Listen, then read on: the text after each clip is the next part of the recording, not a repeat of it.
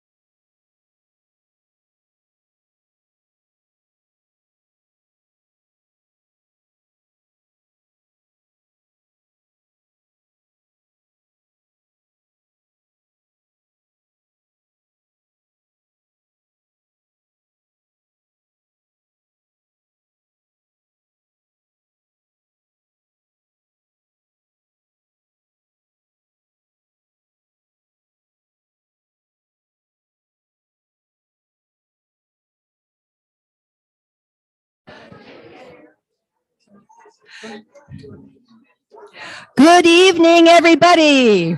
Welcome to our event this evening, our TAC Toastmasters Speaking Under the Stars.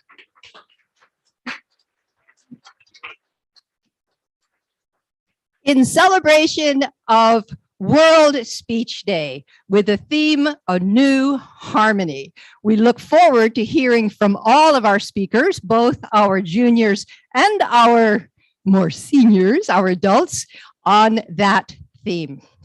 I have a couple of announcements to make before I hand over to that segment of our meeting. First, I wanted to welcome everybody, our members, our guests, people who are looking or who are attending and joining us online, and everybody present. The idea of harmony, a new peace, is what the theme tonight is about. That's what we're all hoping for, and why we invited guests to wear, if they felt like it, a bit of blue tonight in honor of peace. Some of us may have also thrown on a bit of gold, a little more, I should say, a little more aggressive toward a certain piece. We will have a charity raffle tonight, as I hope you know, and that raffle will be going, the proceeds of that raffle will be going to UNICEF for its crisis appeal for Ukraine.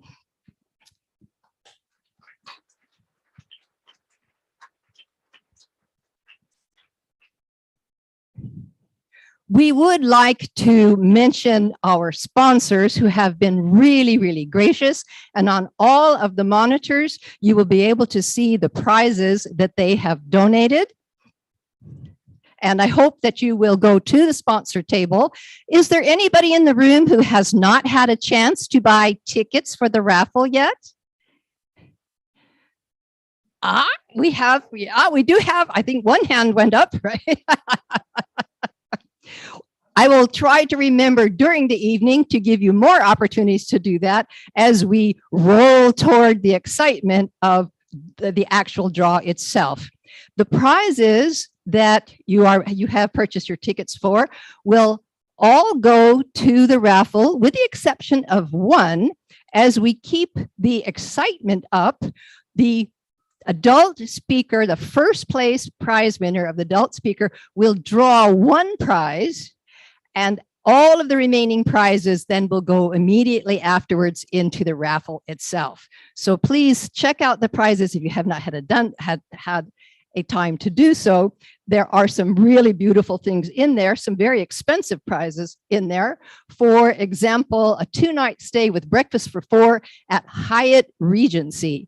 And that retails at Hyatt Regency Kyoto. That retails for 272,000 yen. So that is one of the really lovely prizes that are up there. As I mentioned, the recipient of our proceeds will be UNICEF in Ukraine, and you may have heard that many organizations are helping the Ukrainians at this moment of need, as well as other places around the world that we should also not forget. And here you can see some of the places, some of the areas that UNICEF is involved in helping with: safe water, food, health, physical and psychosocial health of the children, the focus being on the children and their families. So we really appreciate your generosity. It's not just for a prize, it's also an opportunity for us to give from our hearts.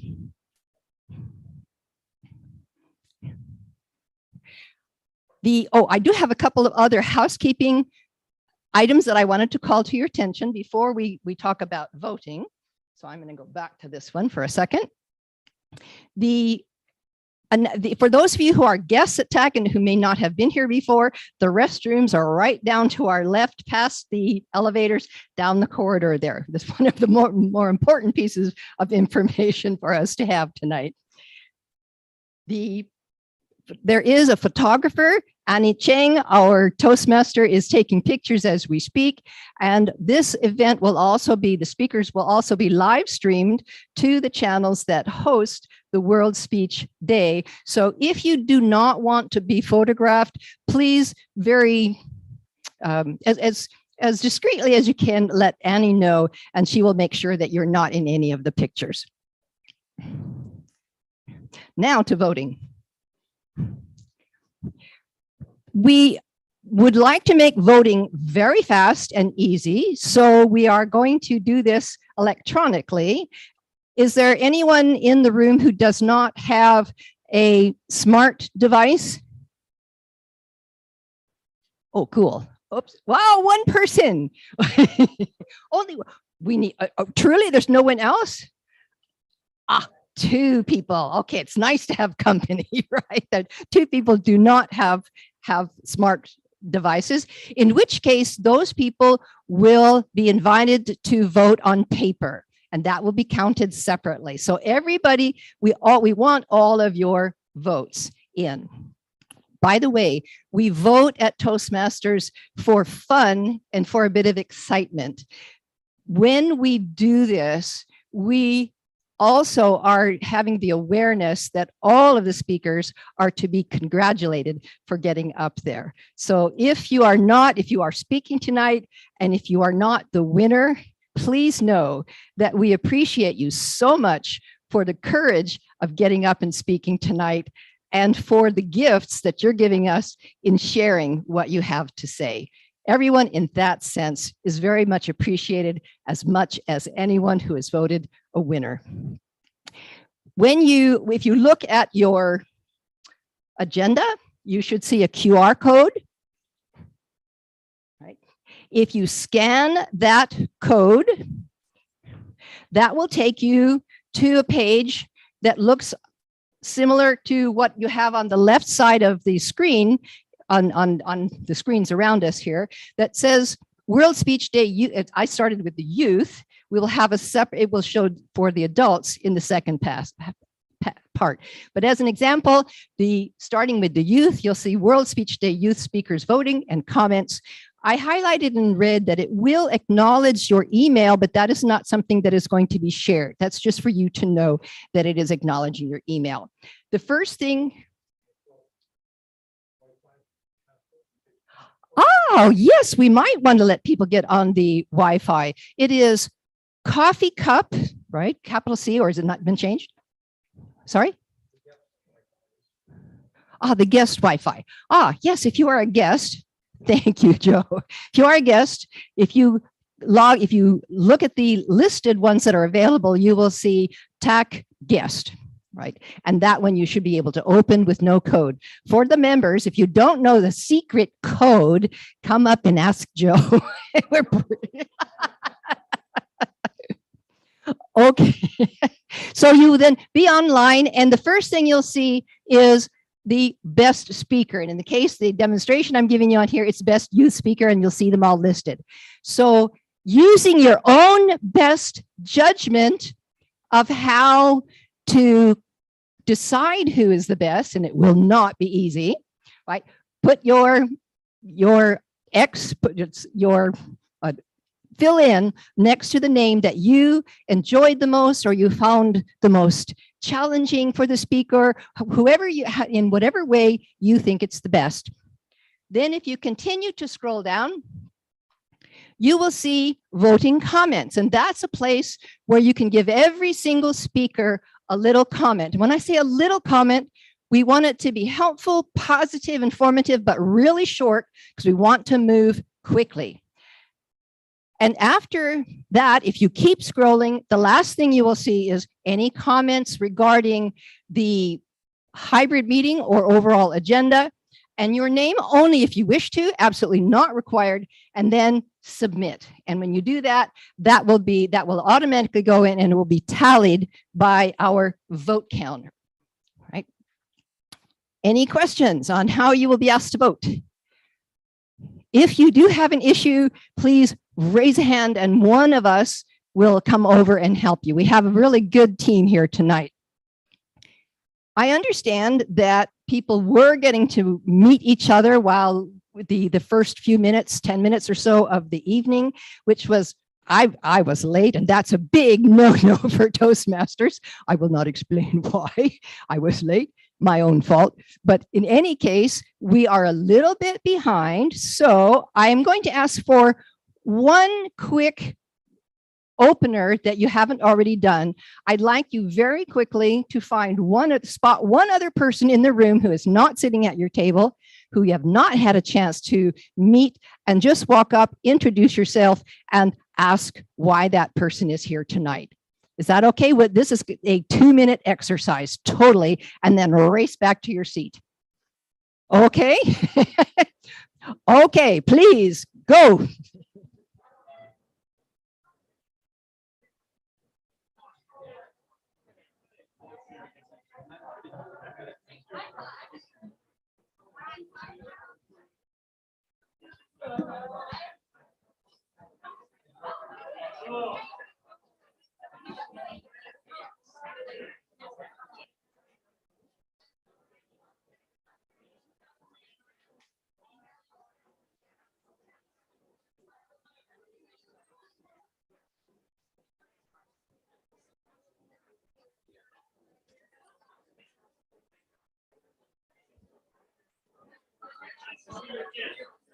You know everybody? Yes.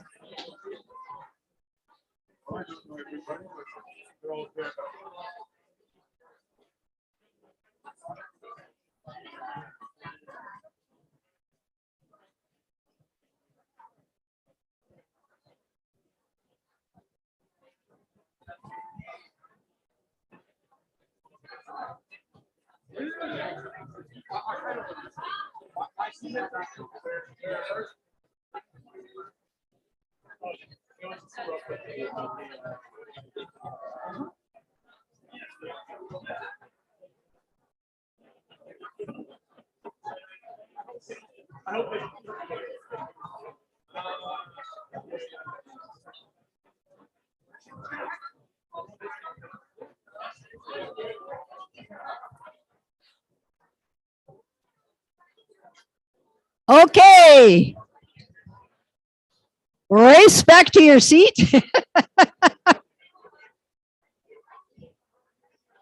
Thank you, Thank you, everybody.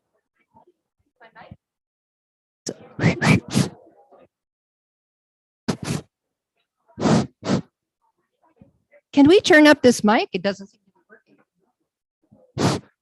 Can everyone hear me? Yep. Okay. Maybe I've gone deaf. Thank you so much for that. And if we have time, we'll give a little more chance for something similar. We will have time at the end of the evening for people also to chat and to hopefully maybe even dance before we leave tonight. We shall see. We shall see. Now I'd like the organizing team to come on up here with me. And I'd like everybody at their tables to make sure that they have some Franciacorta to have an opening toast with. So team, come on up here. If you are working, yes, if you have worked on this event, come on up here and join me. 1, 2, 3, 4, 5, 6.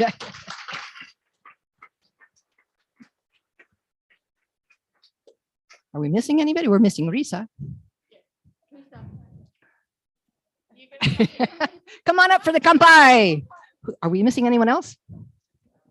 All right. Okay. All right. So.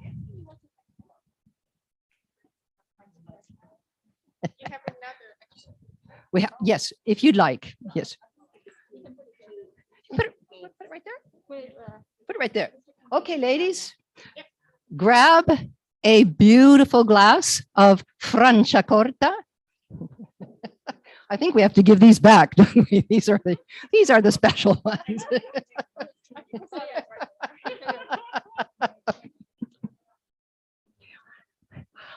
To everyone who is with us tonight, to those who could not be with us tonight, to our speakers, to World Peace and Harmony and World Speech Day, Kampai!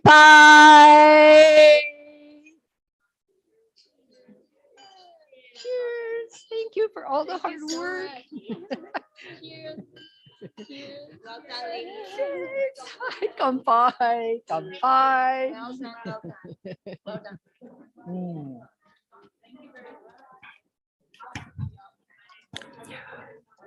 Banquet staff, we should have the starters out. Ah, they're just coming now. Please. Yes. I'm going to hand off the microphone to my colleague, fellow Toastmaster, Trinh Nguyen, for the introduction of the junior speakers. And Trinh, if you want to, where are you? Come on, come on over here. I'm looking at Nguyen over there. If you want to tell the folks a little bit about the junior program while the food is being passed out so that we're not disturbed when the speakers are ready to speak, that would be great. Okay, I hand you the floor. Thank you.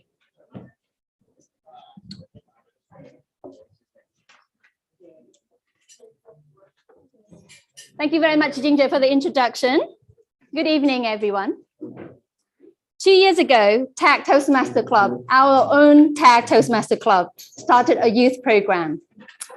This program was created with a single mission: to nurture the next generation with the love of speaking. We have learned so much and we have grown so much as a member of TAG Toastmaster Club. So why not create the same environment for our next generation? Today, I'm so proud to have 7 enthusiastic youth speakers daring to speak on a global stage, maybe for the first time of their life today, about their passion, about their ideas on how to create a new harmony for their future. World Speech Day is all about reaching out to the unexpected voices. If you were here last year, you might remember our youngest speakers, Leilani Trapanese from Higashi Machi Elementary School. She was only 7 years old when she first spoke on a global stage. In her speech, she called for all of us to act together, to reduce plastic usage, to reduce climate change, to save the sea turtles. Today, she continued on the theme, reflecting on how the pandemic has changed the life of sea turtles. A very, very warm welcome to our very first speaker of the evening, Leilani Trapanese. Thank you.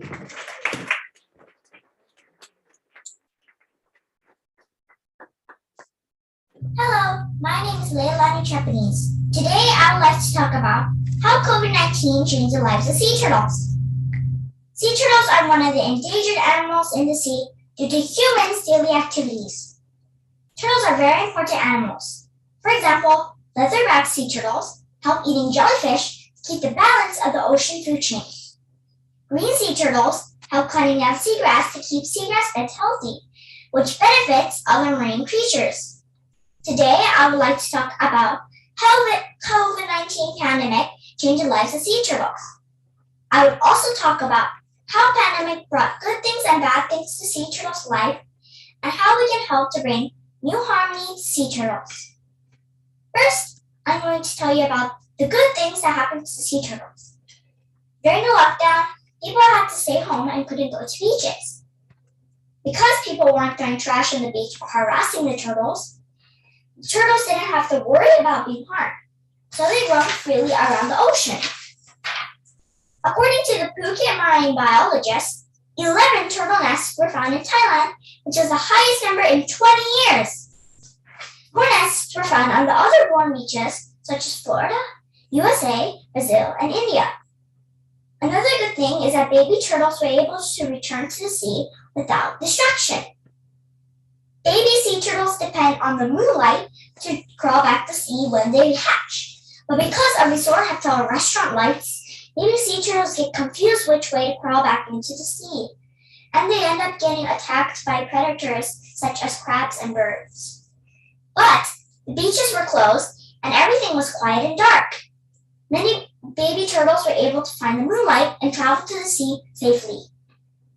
Next, I would like to talk about the bad things that happen to the sea turtles. Due to the pandemic, everybody has to wear face masks and sometimes rubber gloves.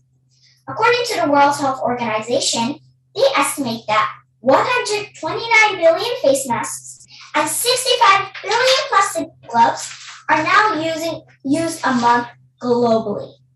The conservation group called Ocean Asia estimates that 1.56 billion face masks found their way into the ocean in 2020 alone. Japanese researchers found that a disposable mask was excreted by a green sea turtle that was caught in a net. They assumed that the green sea turtle mistook the mask for its food, which is mainly jellyfish and crabs.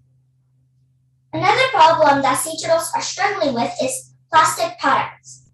Because of the pandemic, many people ordered food online or delivery services, which usually were wrapped in plastic products.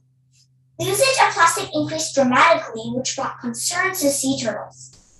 Sea turtles mainly eat jellyfish, and plastic bags in water look exactly like jellyfish. This is why many sea turtles accidentally eat the plastic bags. Delivery services also may come with plastic straws. Do you know that an average size of straws can fit perfectly into a sea turtle's nose? Well, if the straw goes into the sea turtle's nose, the sea turtle might not be able to breathe. Those are very bad problems. Finally, I would like to talk about what we can do to help. First, don't litter disposable masks. Dispose the masks in the right trash bins.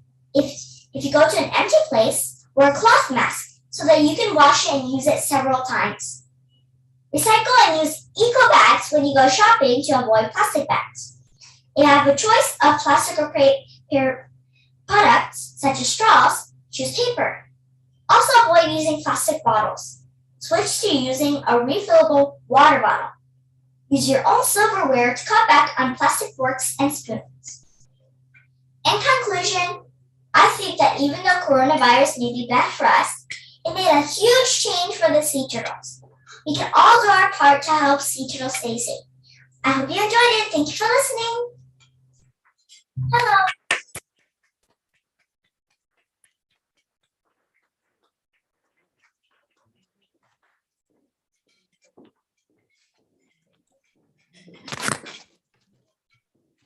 Thank you, Leilani. Raise your hands if you order food online and it's wrapped in plastics. Yay. Thank you. You really make all of us to reflect on our plastic usage every day. May I give everyone in this room a challenge? May I give everyone tuning in to listen to our live event today a challenge? Let's try to have one plastic-free day. Can we say yes to the challenge? Yes. Thank you. Fantastic. Our next speaker of the evening is Lillian Gallagher, who is here with us today.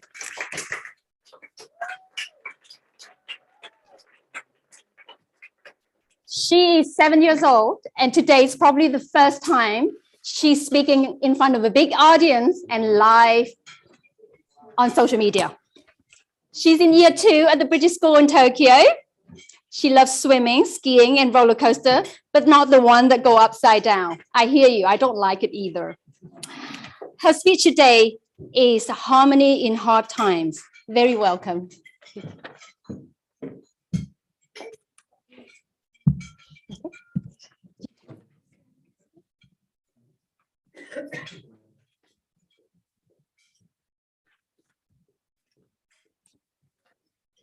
Good evening. My name is Lillian Gallagher. It is hard to talk about harmony today. There is war in parts of the world, diseases making people sick and die, and bushfires and floods in Australia, which have been caused by hot summers and changes in the environment. But in these hard times, we see how people can come in harmony to help each other. We have seen people all over the world working together to get rid of COVID-19. Many people have been wearing masks and have been staying at home to keep us all safe. This is a picture we took from our apartment during lockdown. The love heart made us know that we weren't alone staying at home.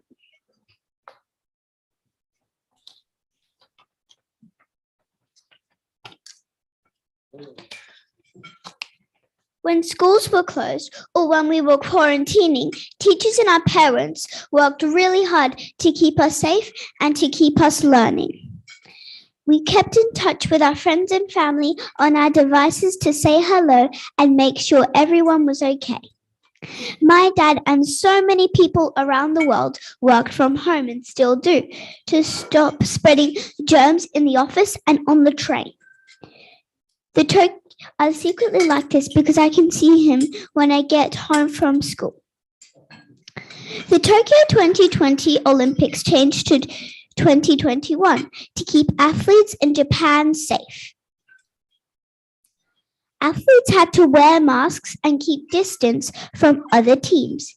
Even though we couldn't see the Olympics in real life, it didn't stop everyone around the world cheering and celebrating for athletes from their own countries as well as other countries. It was so exciting to see all the athletes travel to Tokyo. I was so happy to see my hero, Emma McKeon, win 7 medals at swimming. And since Tokyo, Emma McKeon now has the most medals of any Australian in history.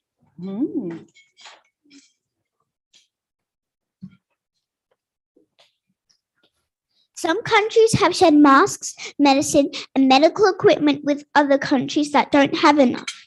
Scientists have worked very hard to make a vaccination to protect us from the virus. I hate needles more than anything. And when I say hate, I mean hate. And even I will be getting my COVID-19 vaccination because I know it will help not just me, but it will help other people stay safe, like my great-grandfather Pa, who was 93 years old, and other people who are unwell or cannot be vaccinated. No one is safe until everyone is safe. For everyone to be safe and protected from COVID-19, we need to work in harmony. I know it might be hard, but I ask those who can to join me in getting vaccinated. By working together, we can keep everyone safe from COVID-19. Thank you for listening.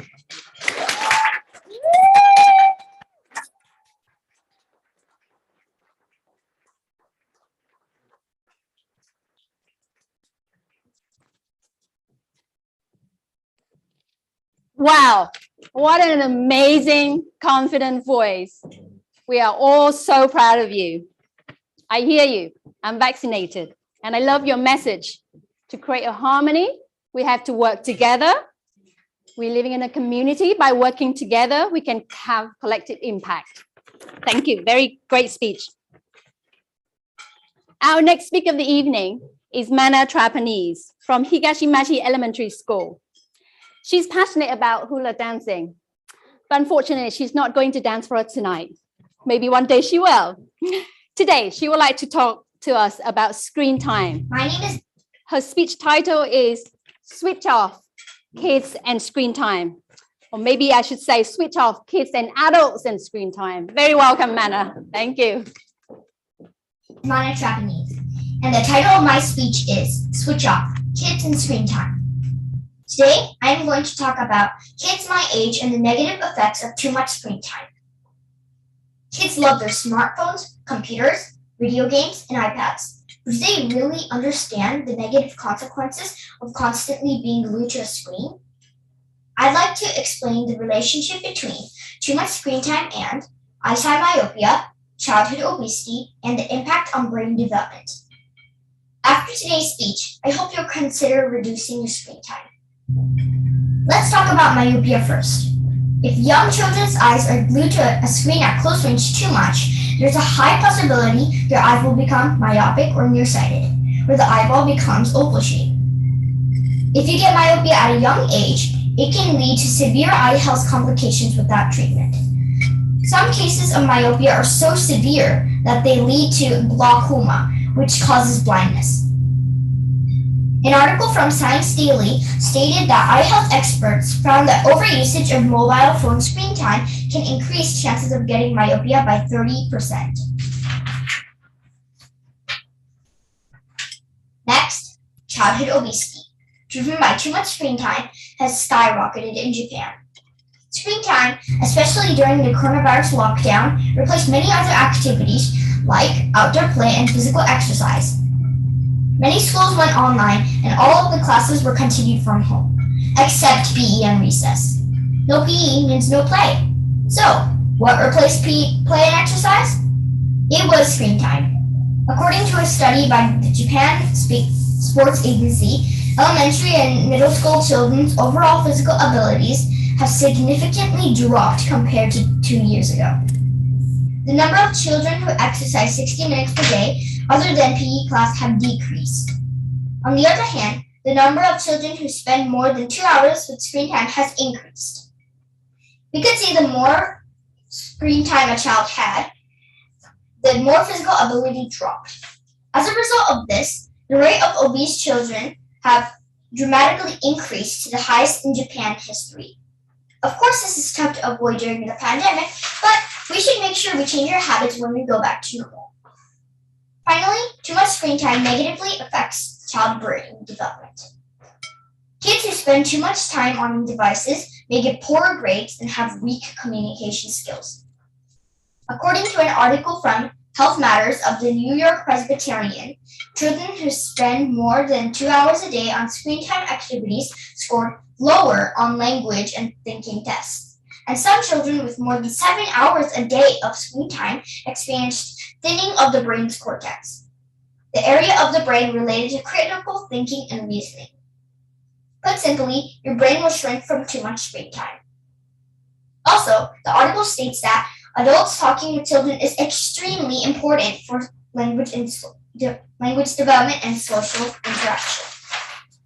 It's a back and forth conversation. Sharing facial expressions and reacting to the other person in real life rather than passive listening or one-way interaction with a screen that improves language and communication skills. Put simply, your device won't help you learn to talk to people.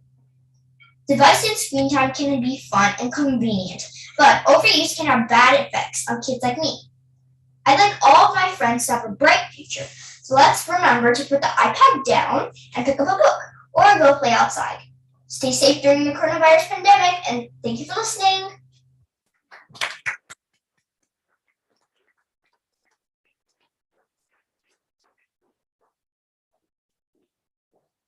Great speech, Manna. I'm going to ask my kids to watch your speech for sure. Audience, raise your hand if you use screen more than 3 hours a day. Be honest. 4 hours a day?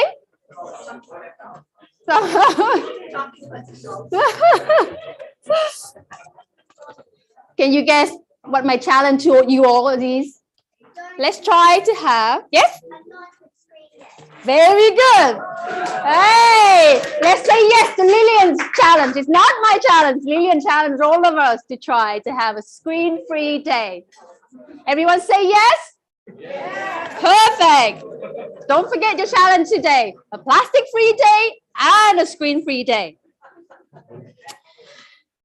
Our next speaker is Ken Nguyen from Higashimachi Elementary School. Wow, we have 3 speakers from Higashimachi Elementary School today. He's passionate about swimming and water polo. He's going to take us to a different direction of harmony today. And his speech title is Living in Harmony in a Multi-Faith Society. Very welcome, Ken.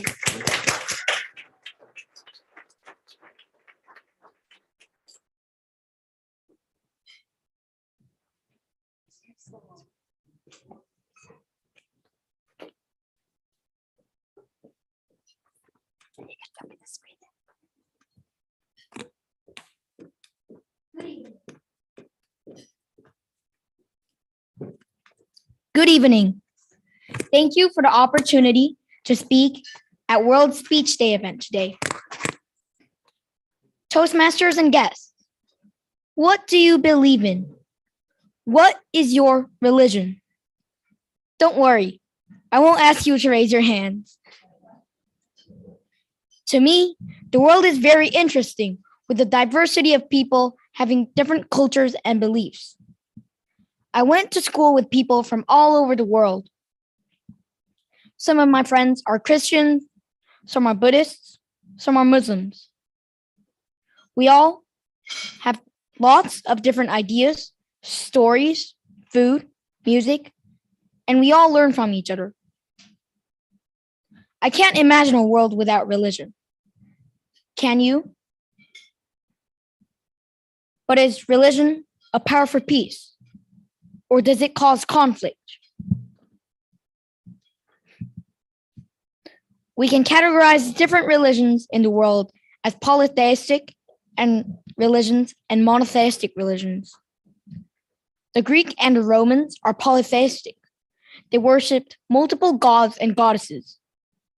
The main god and goddess in Roman culture was Jupiter and Juno. Jupiter was a Roman sky god who is thought to have originated from the Greek god Zeus, the king of the Olympians. Juno was Jupiter's wife and sister. She resembled the Greek goddess Hera, the goddess of marriage. Examples of monotheistic religions are Christianity, Judaism, and Islam. Muslims who believe in Islam worship one all-knowing God, who in Arabic is known as Allah. They believe that nothing can happen without Allah's permission, but humans have free will. But some religions don't believe in any deity or God. Buddhists, for example, believe in meditation and ways of living to achieve enlightenment. Buddha, or Siddhartha Gautama, an Indian prince in the 5th century BCE, is not a god. He is rather the first person who achieved enlightenment and taught people on the path towards enlightenment. Coming back to my question earlier, does religion bring morality, bring peace, or does it bring war? Many religions, such as Buddhism and Hinduism, teach the principle of ahimsa, the principle of non-violence or doing no harm. The teaching of Jesus, who said, "If anyone slaps you on the right cheek, let him slap your left cheek too," which suggests that Christians value peace. But there are many examples of religious war and persecution in history. Throughout the 1st and 4th century AD, the Roman Empire banned churches and persecuted Christians for their monotheistic beliefs, which came into ideological conflict with their belief in gods. And then there was a 30-year war in the 17th century from 1618 to 1648 between Catholics and Protestants in Europe. It remains as one of the longest and the most brutal wars in human history, with more than 8 million casualties. Some of the historical wars shaped the geopolitical of the world we know today. Buddhists are largely in Asia. Muslims are in the Middle East and some parts of Asia. Christians are in the West. But with increasing migration and movements of people, the world needs to be harmonious, with different people with different religions living together. There should be no persecution, no discrimination based on religion. People should have the right to exercise their religious freedom in the world, should celebrate the religious diversity we have. Religion should be a power for peace. Thank you.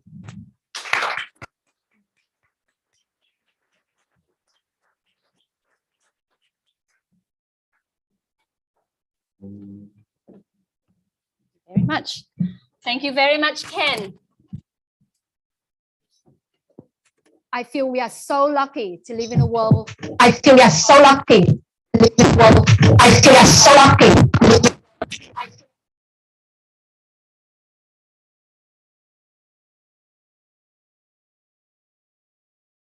I think we are so lucky to live in a world that we have freedom of religion.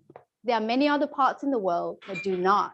We are here today to celebrate the freedom of speech, as well as the freedom of the religion that we have today. So thank you, Ken, for bringing up such an important topic. Our next speaker is Stefan Choi from Canadian International School. Stefan is passionate about geography, history, and fun facts. Today, he's going to talk about the big elephants in the news today, a nation between Europe and Russia. Very welcome, Stefan.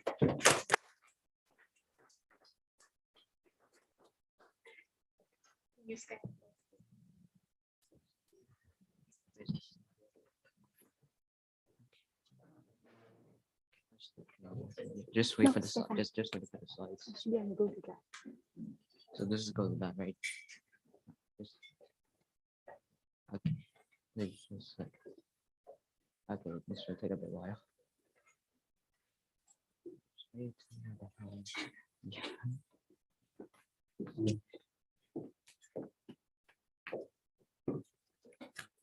This will take a while.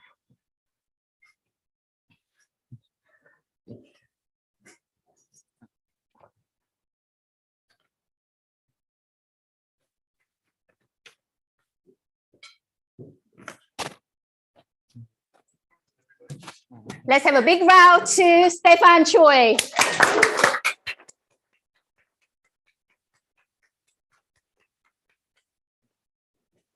Wait, can I? Okay, wait, is the mic on? Okay, can you hear me? Okay, good. Okay, hello everyone. I will talk about Ukraine, a country between Europe and Russia. Many people know about Ukraine, about the Russia-Ukrainian war or the Chernobyl explosion. That was like around like 20 years ago or something. I don't know about that. So today I'll talk about Ukraine. So I have like 3 mini quizzes, and if you can guess if you want, you can guess if you want to. So here's my mini quiz. The deepest metro is located in Ukraine, but which city is located? Is it A, Lviv, or B, Odessa, C, Kiev, or D, Kharkiv? Raise your hand if you want to guess it. Does anyone? Yes, yes. Yes, you're correct. It's actually Kiev. Yay! Okay, next question. The Ukrainian flag every flag has a meaning, right? And but Ukrainian flag has an interesting meaning. Is it A, the sky and the wheat, B, hope and peace, C, bird and bear, or D, neither of them? Yes. No, it's not hope and peace. It's not peace. Anyone? Anyone want to guess? Victor? Okay. A from here. Yep. Okay. It is A. It actually means the sky and the peace. And here's the last question. Let's say you're ranking like European countries or so. If you're trying to ranking, let's say if you exclude Russia, what rank is Ukraine at from size? Is it A, fourth largest country, B, second largest country, C, third largest country, or D, first largest country in the entire European country? Like land area. Anyone want to guess? Yes, it is first. It is also not the largest country in Europe. If you exclude Russia, the second place is actually France. Okay, now I'll talk about the country of Europe. First, I'll talk about the location, demographic, or basically population, and history. First, let's start with location. Where is Ukraine? Ukraine is located in Eastern Europe, bordering 7 countries, which I'll talk about later. The country is split into 24 oblasts, which is basically states but Russians. There's also Crimea, a disputed area between Russia and Ukraine. And also 2 unrecognized countries, the People's Republic of Donetsk and Luhansk. The main capital is Kiev. Yes, this is how you pronounce the word. Many people call it Kiev, which is actually a Russian one. According to the Ukrainian government's website, they mostly call it Kiev, like when you're saying key and if. Their main language is Ukrainian, which is basically Russian except Ukrainian and a bit harder. So right here is the map. So the left side is the Ukrainian map, the bordering ones. So Belarus in the north, Poland, Slovakia, Hungary, and Romania and Moldova in the west, and Russia in the west, and also south if it depends. And the right side is basically the one I made, which I edit, which is basically a normal Ukrainian map, except I add some of the details of the disputed area. Now with demographics. How many people are living in Ukraine? Approximately 41.1 million people are living in Ukraine. The main religion is Orthodox and Christian, and also atheist. While for the population, most of them are Ukrainian, obviously. But there's also Ukrainian Russians living in the Ukraine-Russian border side. So right here is the graph of the Ukrainian one. So the left side is basically the nationality. You notice that like 75%, nearly 75% are considered Ukrainians. While for the other ones, like basically I'll call it the 20% are considered Russians, while the other 5% are basically like other ethnic, like Crimean Tatar, like Slovakian, like any like other religions that are not Ukrainians or nor Russians. While for the right side is basically their nationality. For some reason, I got confused from the blue one because I thought it was a Christian, but it was like atheist all along. So yeah. Now here comes the big part, the history, aka my favorite one. Before 880, Ukraine was mostly colonized from tribes, especially in Crimea.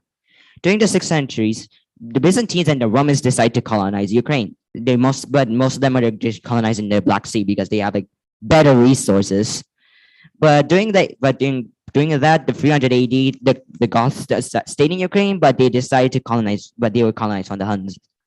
During the 8th centuries, during the 6th or 7th century, many people were living in Ukraine, which are basically Polish, Croatians, Russians, basically Slavic peoples. And now the 9th centuries to the 1600s. In the 9th centuries, the Kievan Rus was formed. And 10th centuries, the Kievan Rus was actually the most powerful state in Europe. This was known as the Golden Age of Kiev. But in the 1200s, they were mostly collapsed and Mongols decided to conquer them. And in the 16th century, they were colonized from the Polish. And right here is the map of Kievan Rus and the current one. You might see the difference because they're both the largest country in Europe, but you notice that the side how it looks like it's actually the left side is actually bigger because obviously it looks, according to me, it looks like 1.5 times bigger than Chile. Now the 1700s to 1918. In the 1700s, Ukraine was still part of Poland until the early 800 centuries, when Russians, Austria, and Prussia, modern-day Germany, decided to invade Poland. The Russians decided to annex Ukraine, and they were still part of Russia until World War I. Russia was struggling due to the Communist Revolution in St. Petersburg. And right here is the map of Ukraine after World War I. You might see that that time they didn't own the western part of the side of the Ukraine. In 1919 to 1945, after World War I, Ukraine was free and became a republic. But then they got invaded from the Soviets in 1920s, and they suffered a famine. And then they increased a lot until Germany decided to reverse Ukraine and suffered a genocide during World War II. But in 1945, they were returned to the Soviet Union. 1950s to 1980s. After World War II, Ukraine was still part of Russia, except they can have their own government as long they are still part of them. In 1954, Russia gave the Crimean Peninsula or Crimea to Ukraine, making a new oblast to Ukraine, sort of. In the 1980s, there was a nuclear explosion in Chernobyl nuclear power plant, this was actually one of the worst nuclear explosions in history after Fukushima explosion. In 1991 to modern day. In 1991, the USSR collapsed, making Ukraine independent and other Soviet republics as well. In 2004, there was a dispute between Romania and Snake Island. And also, no, I'm not talking about Snake Island in Brazil. But then they were settled in 2007, and Ukraine owns Snake Island. Ukraine struggled a lot in 2014 because due to the Russian annexation in Crimea, and also the two unrecognized countries, Donetsk and Luhansk. In February 24, 2022, Russia declared war Ukraine as a military operation. And for some reason, when Russia declared war on Ukraine, Russia thought that they can beat the Ukraine in like 3 days or something, like what Putin said. But in reality, if you check on Wikipedia, Russian troops are actually losing while Ukrainians are still living. And thank you for listening.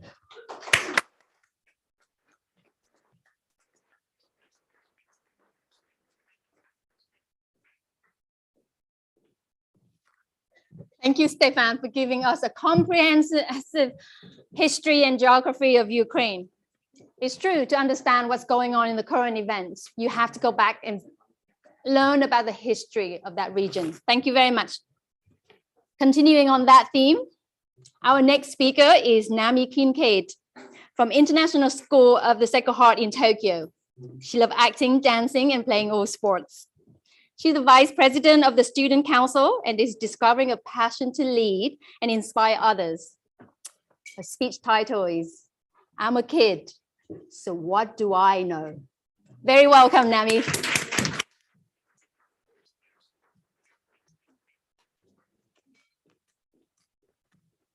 On February 24th, Russia invaded its neighbor Ukraine, starting an illegal war against a sovereign nation. As we all sit here today, feeling safe and comfortable, the Ukrainian people are fighting for their lives and the very survival of their country, facing an onslaught of Russian rockets, bombs, and bullets, and the death and destruction that comes with them. We've all seen images on TV, but let me remind you of some of them today. Here's a woman that's been injured in the attack. You can see the shock and delusion on her face. Here's a building that's been destroyed by a Russian missile. Imagine if you were in this building. The attack is forcing people to flee their homes, flee their country, and live with extreme grief. We all have been watching this happen, like a slow motion train wreck. But this isn't a movie. It isn't a game. Let me ask you a question. What are you doing to help the people in Ukraine? Some will say the situation is complicated. These two countries have history, you know, and at one point were together part of the Soviet Union. But over 30 years ago, Ukraine became independent and has thrived since then as a free nation.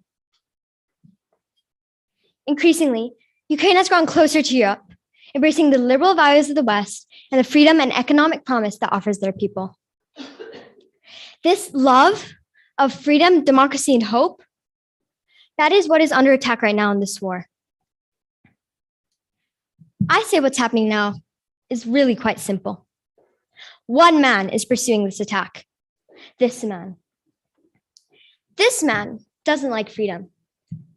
He doesn't like democracy. What does he like then? He likes power. He likes control. And he likes those things so much that he's fine with doing whatever it takes to maintain them. And he has in the past and continues to kill a lot of people for this purpose, proving it again and again. I'm just a kid. So what do I know? I know this man is a bully. He's bully number one, the biggest bully in the world. I've experienced bullies in schools I've been to, but Putin makes them all look like wimps. Mr. Vladimir Putin, you think you're so tough, don't you?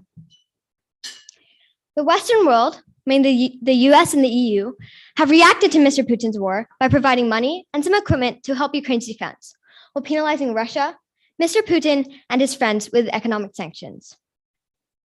While these may be helpful, they don't seem to matter much for the Ukrainian people who are today facing the barrel of a really big gun. A successful bully needs a victim. Ukraine is trying to stand up for itself, but it is outmanned and outarmed.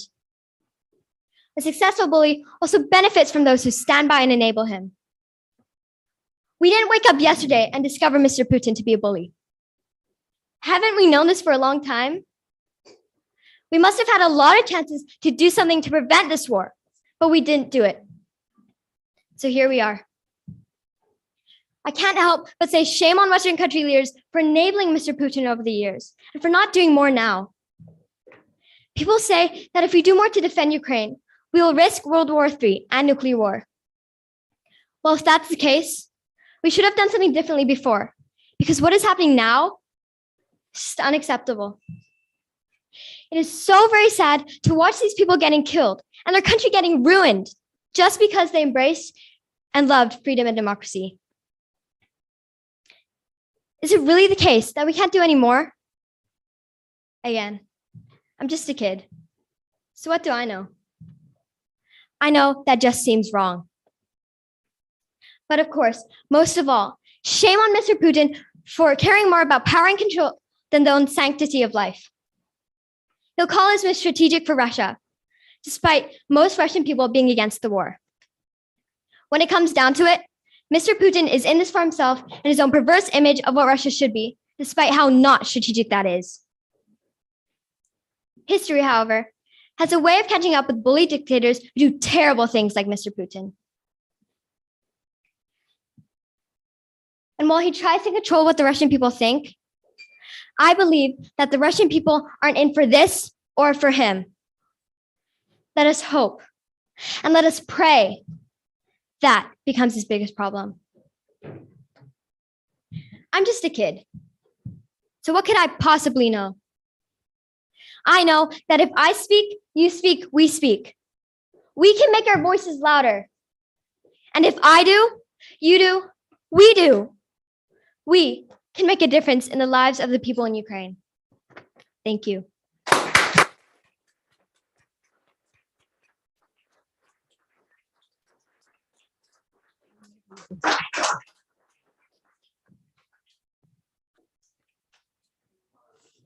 Nami, you brought tears to my eyes. I grew up in the aftermath of a war, and I feel your passion. What a powerful, confident, inspiring voice. If she does, if you do, if we do, we can make a difference. May I set a third challenge for all of you for tonight?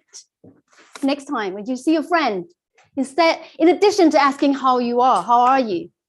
Why don't you ask them, what are you doing? What are you doing to help the people in Ukraine right now, to help with the crisis in Ukraine right now? Can we say yes to the challenge? Let's start the conversation going about this. Say yes. Yes. Thank you. Our last but not least speakers is Sascha Chan Lee from Mita International School. She enjoys fencing and snowboarding, and she's going to talk to us about a different direction of harmony again. And her speech title is Internal Harmony of Self. Very welcome. Thank you. Yeah, you don't have slides. Yeah, I know. I told you. I will do. Oh, you don't. Oh, yeah, that's right. No slide. Just a background.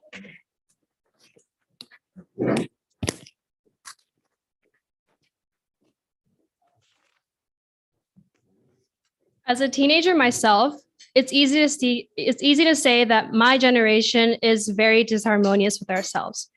Of course, we're at an age where we naturally compare ourselves to other people and beat ourselves up for things that we are responsible for. We are insecure and we desire to constantly change our appearances to one day feel like we accomplished a goal or to fit the ideal model society has instilled in our minds.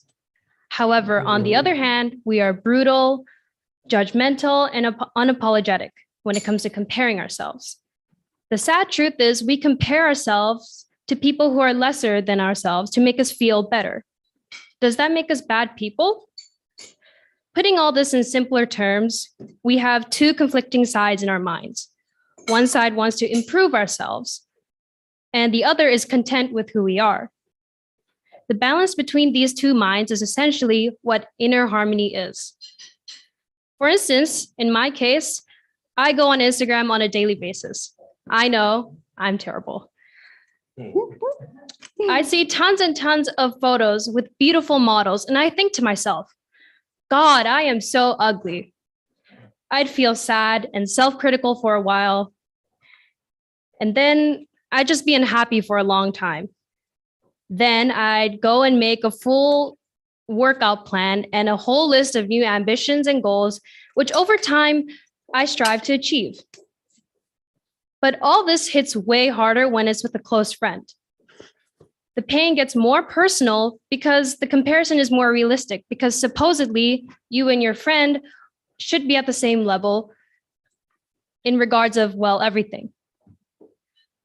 Even after feeling so belittled, I would keep on scrolling through Instagram and I'd come across friends or people around my age who aren't doing as well as I am. Then I would feel better about who I am and how I look and how I've accomplished so far. In a small way, it does make me feel a little bit better. But at the end of the day, it's a continuous cycle of discord. On the other hand, there are people who fall into depression and the endless rabbit hole of self-deprecating and critical behavior. These people are isolated in a state of disharmony with themselves.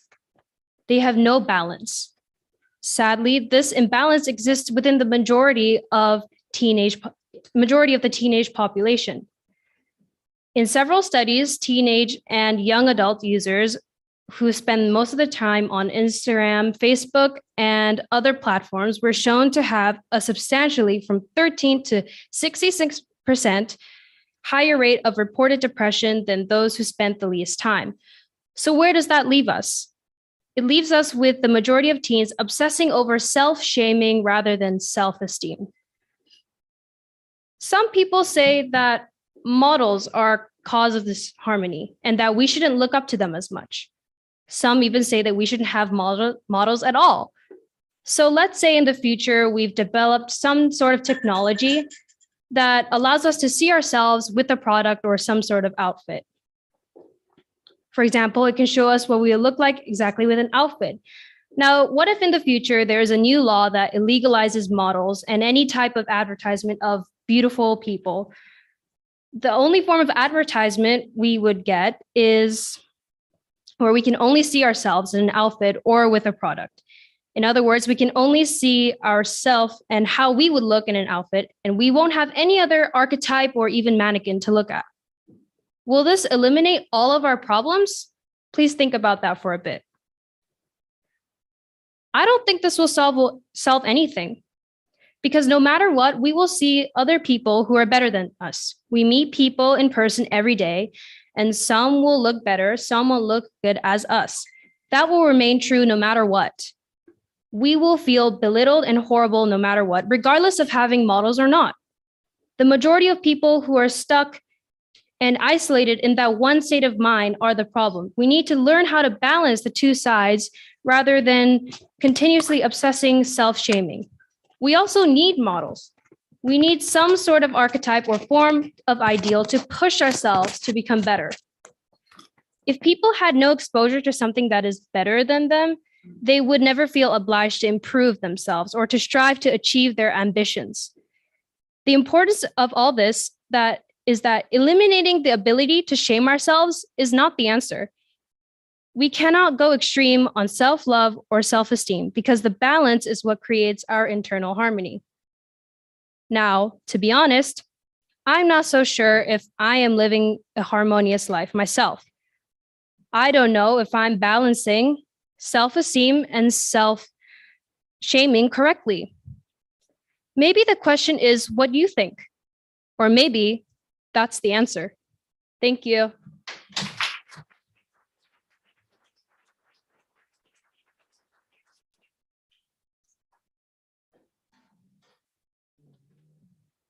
Great speech, Sasha.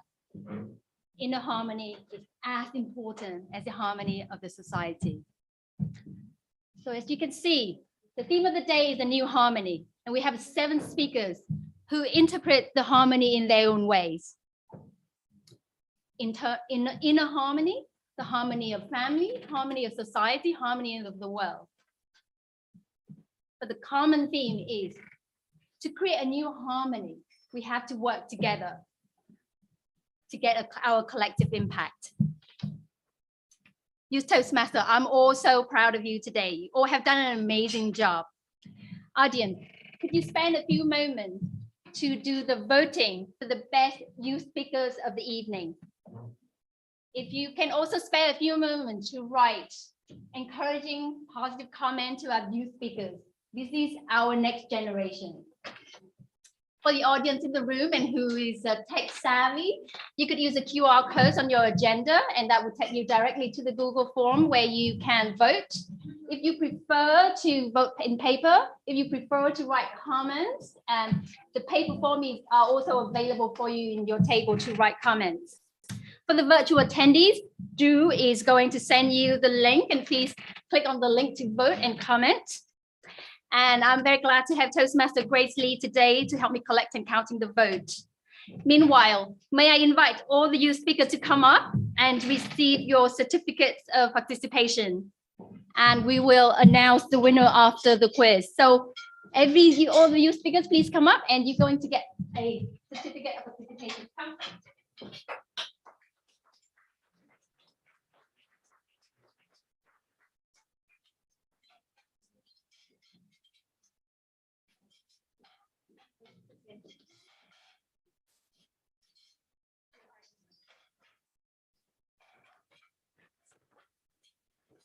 So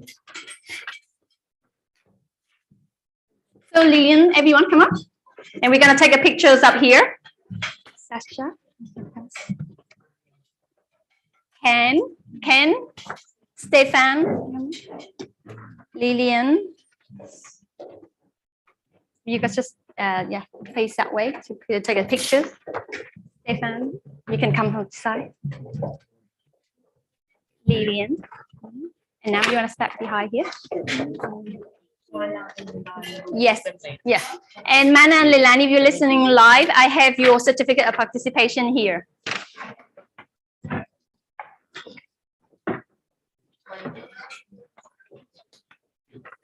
Okay, a big round of applause for our youth speakers of today.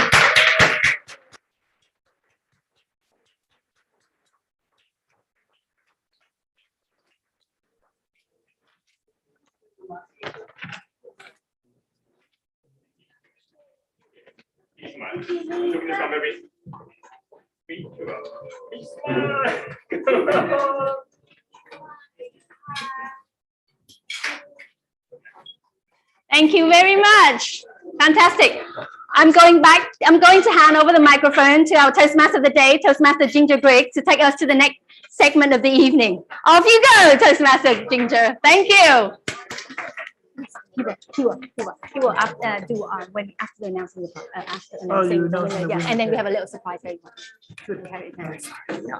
Sorry about the screw up with the thing. Oh, that's right. No way. You'll be the last speaker of the other segment. Okay, thank you. I was caught off guard while writing my comments there. Actually, while we are sharing our thoughts with our youth Toastmasters, our junior Toastmasters, we have a quiz for those people who finish early or who can multitask, do two things at once. I'd like to invite Puyen Lee up to the microphone and the stand here to lead us in a short quiz. Puyen?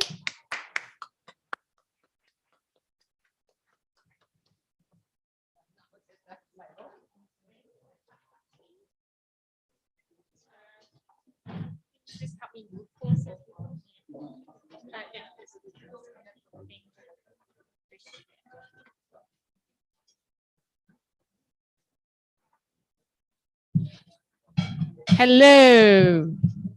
How is everyone feeling tonight? Yes. I hope you all had some fun.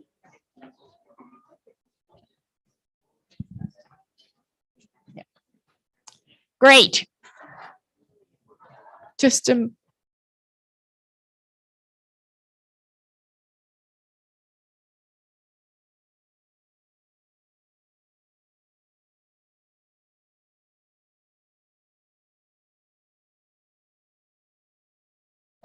okay, so we're going to invite all of us to join us for a quick quiz.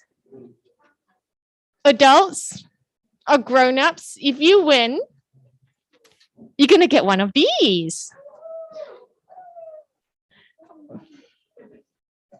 The junior speakers, of course, we cannot give you a sake or a wine. We've got some chocolates for you. So everyone we'll have 2 winning prizes for this evening.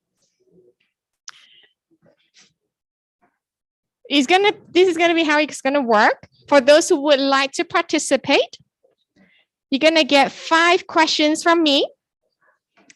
And I would like to invite those who want to join to stand up. Yep. Stand up from your seat. Whoever wants to join me in the quizzes. And And I would like you to, when you answer, it's going to be multiple choice, so you can have a chance to guess. And when you are guessing or answering, you're going to answer with yoga poses. Please stand up. Please stand up. Stand up. Everyone, stand up. Okay? And the rule is pretty simple. If you get the question right, keep standing and keep playing. If it's an oops, you missed the question, I would like you to invite you to sit down so we know whoever remains standing are still in the game.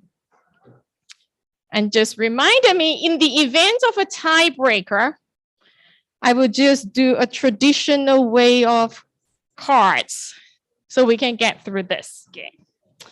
What are the yoga poses? Don't worry, nothing too challenging, especially ladies with heels. If it's an A, if it's a B, if it's a C, here we go. You got it, right? So are we all ready? Those joining? Quiz 1. Let's listen from DJ Johnny. And I'll ask you to pick an artist. Pick the artist.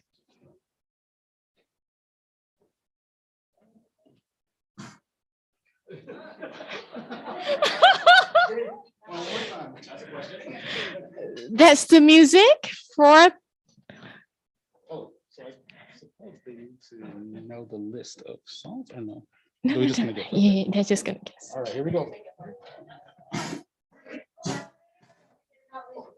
Ready? Yeah. So there are 3 choices on the screen. And one more time. DJ Johnny is making it hard for us tonight.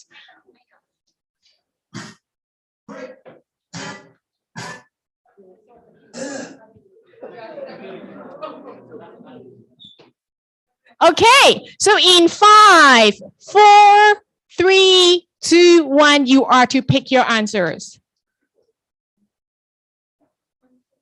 Okay, and the correct answer is B. Anyone who is not with the hand on the hip, please sit down. Thank you, DJ Johnny.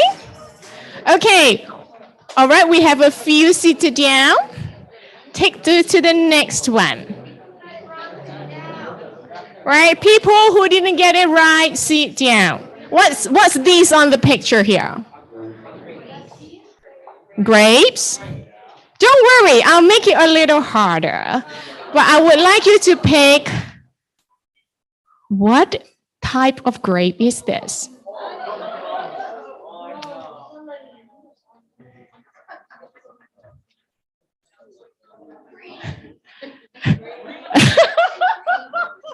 Ginger said green grapes. But unfortunately, that's not one of the choices. So in 5, 4, 3, 2, 1, pick your answers. Okay, and the answer is C. For those who missed it, please sit down. All right, it looks like we cleared table 4. Let's see where the winners are coming from. For your information, the Franciacorta that you tasted today, Chardonnay is the main grapes being used to produce this amazing sparkling wine from Italy. So I hope we hope that you enjoyed it. I would like to thank Akiko-san here for sponsoring all of us for this event. All right. Ooh, what's this?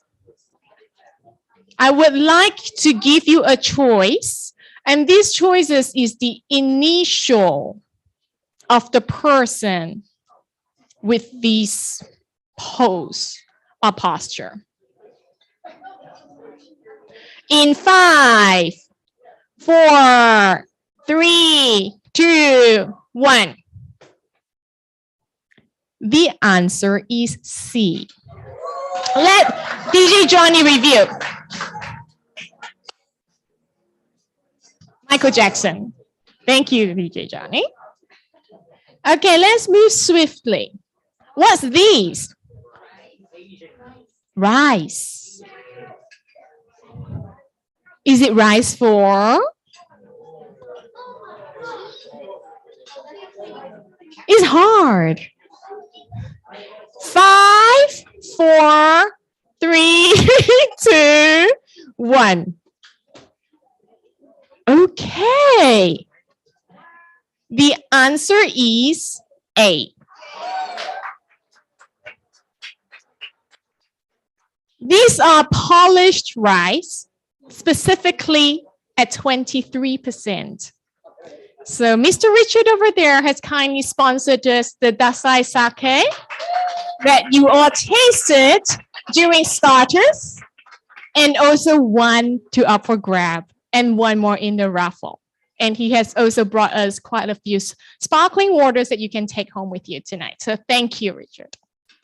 Right, last but not least, a thing that is close to our heart today. We saw raffles for a reason, charity.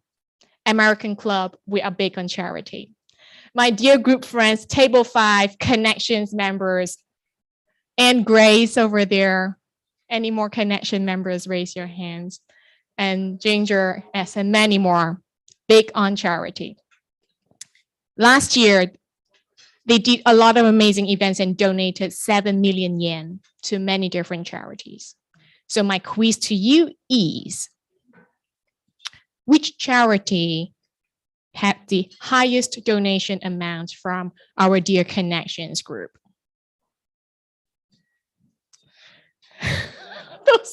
You got the bonus. In 5, 4, 3, 2, 1.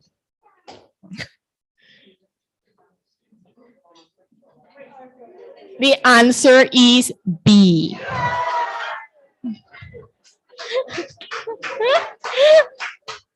Okay. People who remain standing, let me make sure I have enough cards. Any children or junior members? One remain standing? Yes, that's Lillian. And 2, okay. And adults and children, or come through, please. Yep, come forward. This is the end of the quiz, so I'm going to just do a lucky draw on the lucky winners.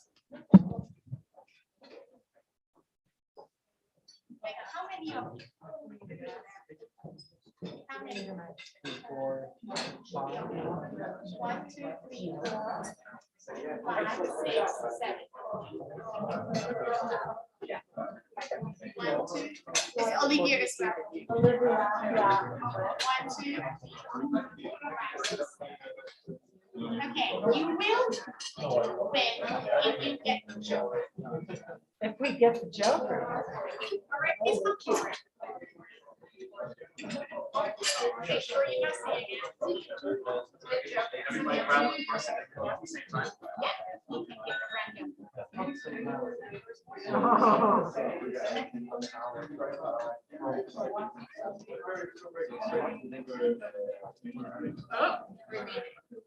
Okay, reveal who got the joker. No. You got the joker. That's the joker.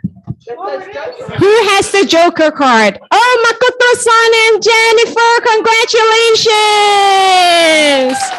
Thank you. I would like the remaining to return your card. Thank you. We hope you had fun.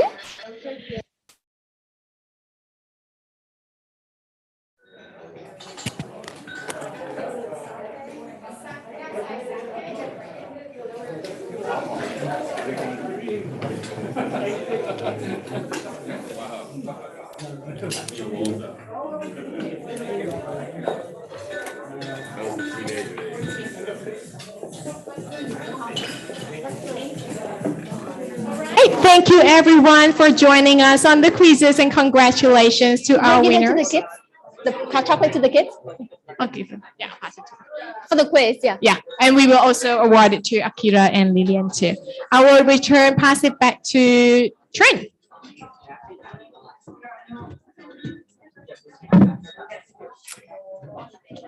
Okay. I hope you enjoy the quiz. Do some stretching, yoga. Are you flexible? Okay. Before announcing the winner of the evening, I have a little surprise for you. Inspired by other speakers, I have one more guest of the evening, Akira Nielsen from Phoenix House International School, and he would like to recite a poem, The Tiger, by William Blake. He chose the poem to celebrate the fact that the year is the year of the tiger. Very welcome, Akira.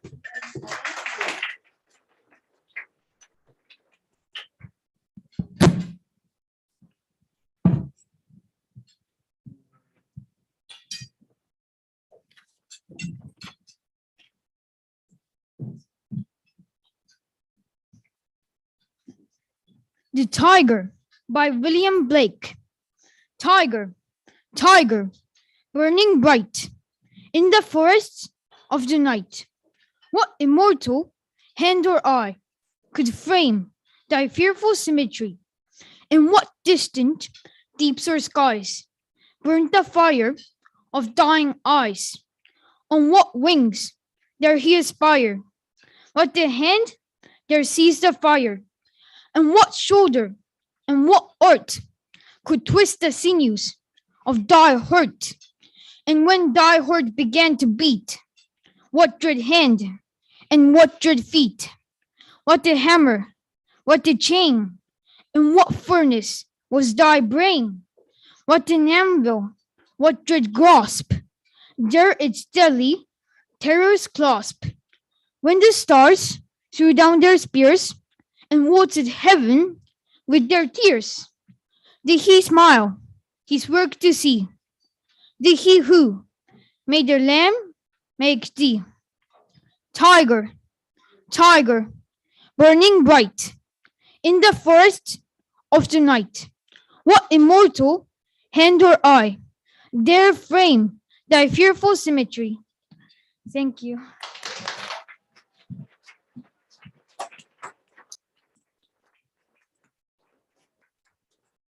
Thank you, Akira.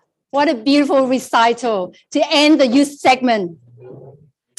It reminds me again the harmonious nature of our world, the coexistence of the lamb and the tiger, the coexistence of evil and goodness. Now it's a moment of truth. May I have a drum roll, please?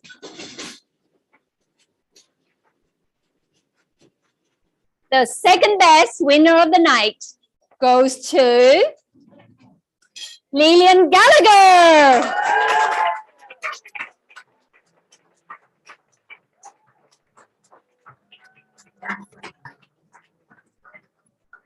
And your prize is a voucher to use at Swan and Lion for the British pies. They have the best British pie, and if you ever like British pie, go to Swan and Lion. Thank you very much. There you go.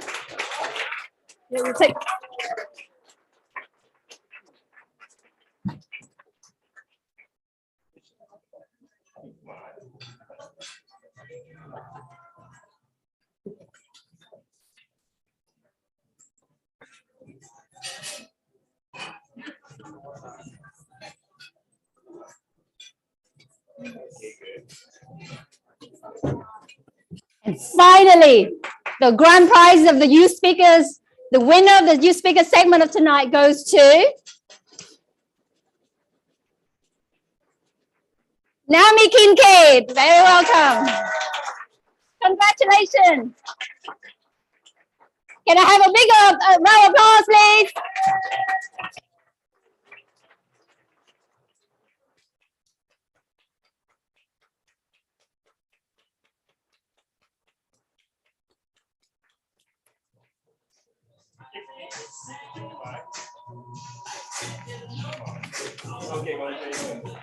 Okay, fantastic. And I'm going to go back, pass the microphone back to Toastmaster Ginger. Thank you. Toastmaster Pian, Toastmaster Trin. I'm going to, yes, all night. I'm going to confuse you two. Can you hear me? I'm going to raise this a little bit because I'm bending over. I think I can raise it. It's not on. It is on. All right, that's a little better. we had planned a break at this time, not a long break, but a short break. We are running well over our schedule, but it is such a beautiful night. We're going to, as the Toastmaster, I'm going to say the heretic thing. We're not going to worry too much about being overtime. We're going to do our best, but we are going to celebrate every part of our evening. And then we will beg TAC for forgiveness if we stay a little late. If you do need to hit the restroom or to go outside, step outside for a minute or two, if you could take the advantage of this few minutes to do that, that would be great. And then we could continue with everybody in the room as we go into our next segment, which will be the adult speakers. But before we break, could we see the slide of our sponsors? Thank you. Let's once again, I think everybody together, thank our sponsors, and I would like to name them. And for those sponsors who are in the room, would you please stand so we can see you? And during the break or during the evening, hopefully we'll have a chance to come up and thank you for your generosity. Vacation Niseko, Dasai Sake,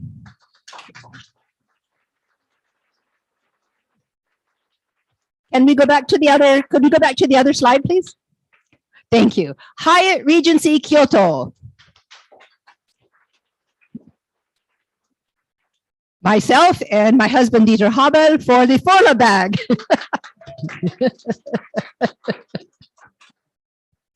Boudoir Spa, Boudoir Day Spa. Franciacorta. Swan and Lion,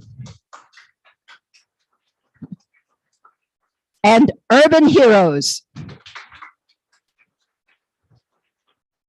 During the next few minutes, we will play a video of sponsor information, a little bit about them. Please enjoy.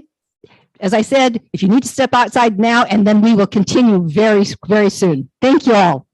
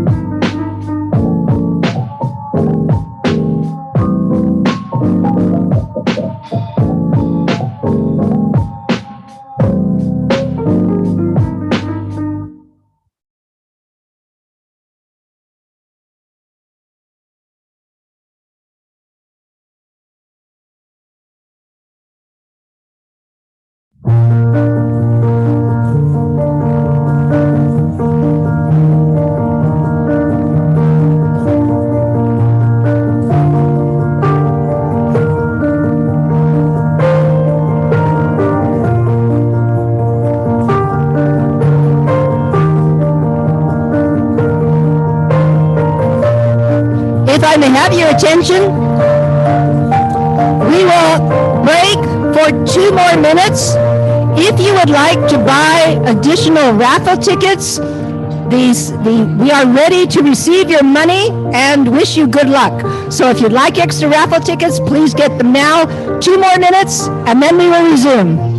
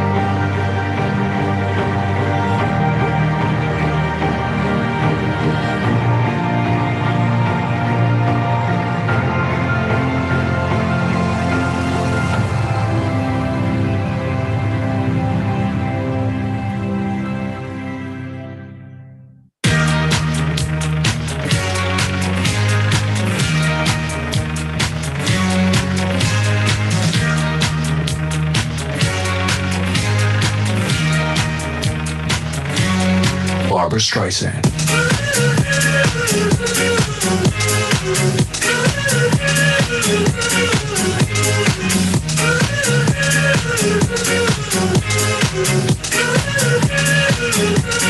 Barbra Streisand.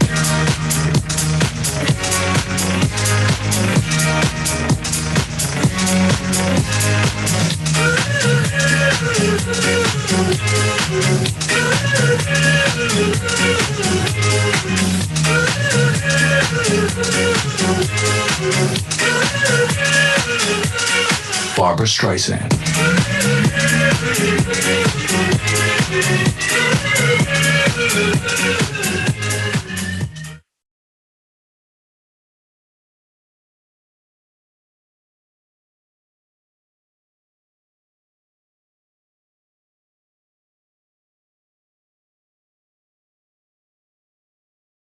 Okay, everybody, we are ready to start our next exciting portion of our program, the adult speakers.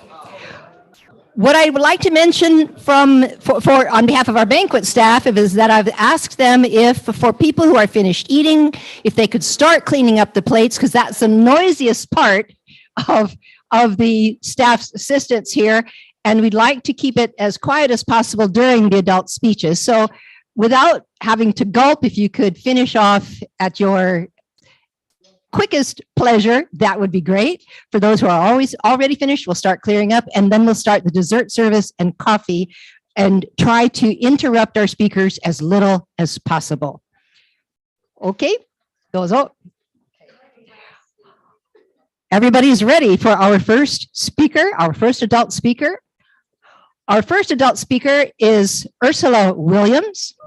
Yay, Ursula. Ursula is a former global PR manager working in Australia and Denmark before moving to Japan. She is our current Vice President of Public Relations, helping to organize events such as this evening's.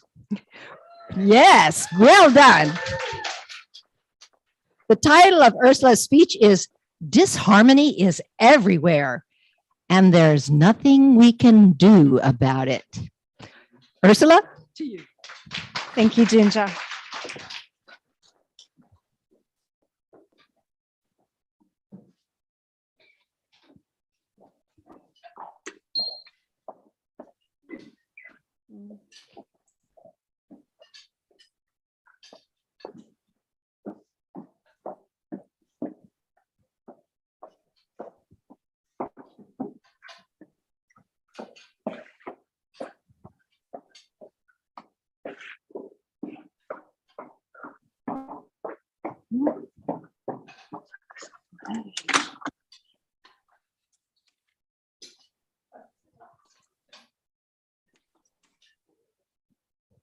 A dramatic pause.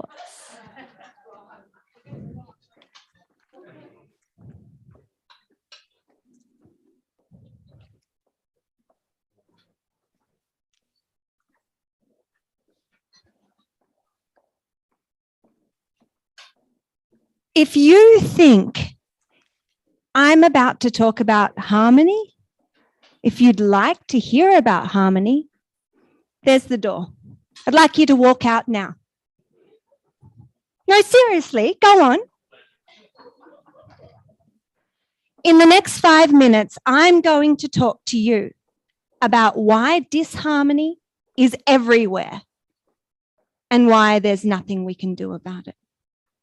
But why it can also be a good thing. Harmony has two main definitions. One, it's the agreement of ideas, feelings, and actions. And two, it's the combination of simultaneously sound musical notes to produce a pleasing effect. I'd like everyone in the room to stand up. Stand up in your places. On the count of 3,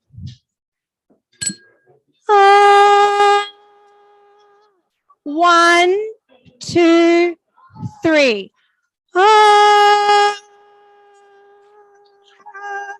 You can sit down now.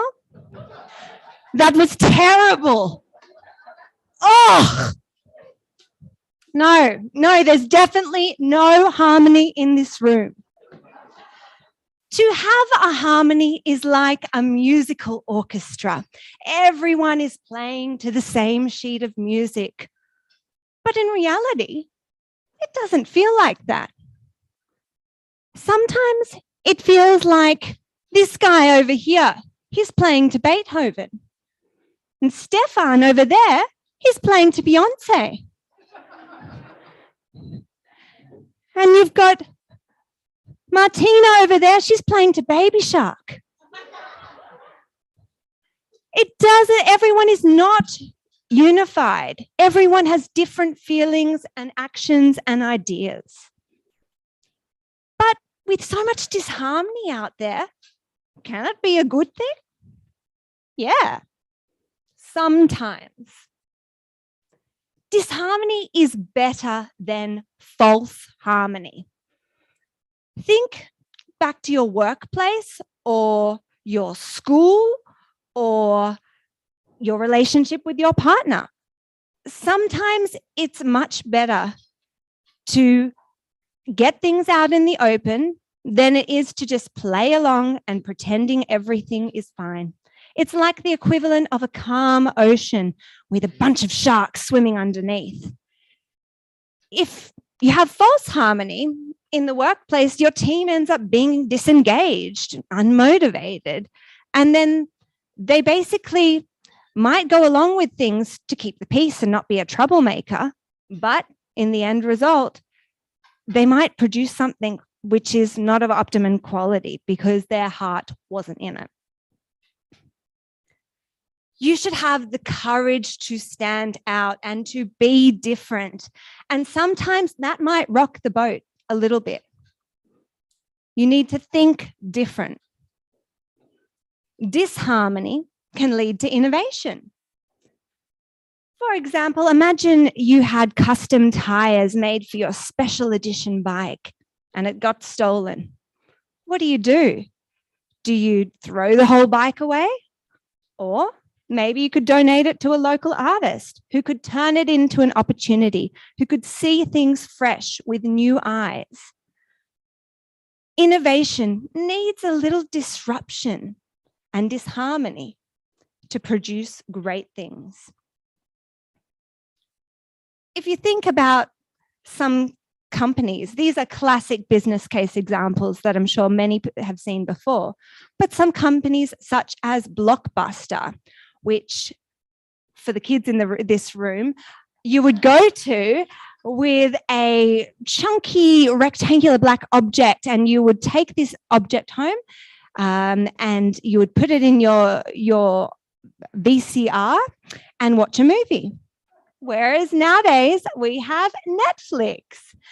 So people at Blockbuster at a point in time, they would have been in the perfect harmony. They're enjoying multi-million-dollar profits and they might be going ahead. But there's some people who thought, this is quite cumbersome, I don't want to do this. And they weren't happy with the status quo. And they sought to shake things up and do things differently. And so you have a bunch of companies such as Netflix, Apple, Facebook, Amazon, Airbnb, who sought to shake up different industries. Disharmony can also bring communities together. If you think about various communities, either your neighborhood or a community such as TAC, we are all coming from a range of different backgrounds, different ages, different countries. But sometimes a disharmonic situation can bring a community together, such as Ukraine, because it unites us in a common cause. Sometimes things in your neighborhood, like a neighborhood trash collection, can be an opportunity to gather people together and unite people. And once we are a community, we can get through so many disharmonic times together. There's so many ways you can unite your community. I could just keep listing them off the page. But think about your community and think about how you can connect with the people around you, because that will get us through any disharmonic time. So to sum up, disharmony is everywhere, but it can be a good thing. It can lead to innovation. It's so much better than false harmony, and it brings communities together. It's only by seeing disharmony, recognizing it, calling it out, will we truly get to harmony. Thank you.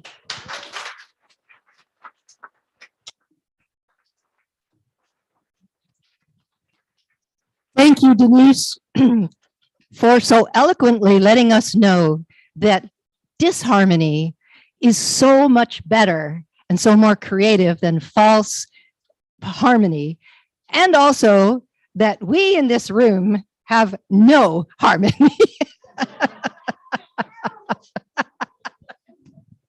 Hopefully we can do better if we're not singing. Our next speaker is Denise Aygun Benba. Denise is a multidisciplinary artist and entrepreneur. She loves to chill by the fireplace in TAC's Winter Garden. The title of Denise's speech is "A Song is Not a Song Without Harmony." Denise, over to you. Thank you, Ginger. There is no song without harmony. starting from the first days of civilization, people always gave a big struggle to continue their existence. So they tried to make their lives easier, they tried to make their lives more efficient, and they tried to make their lives more enjoyable. In this way, there was a continuous chase and creation of harmony. So I think that harmony is one of the fundamentals of the human soul. Are you sure? Let me give you an example.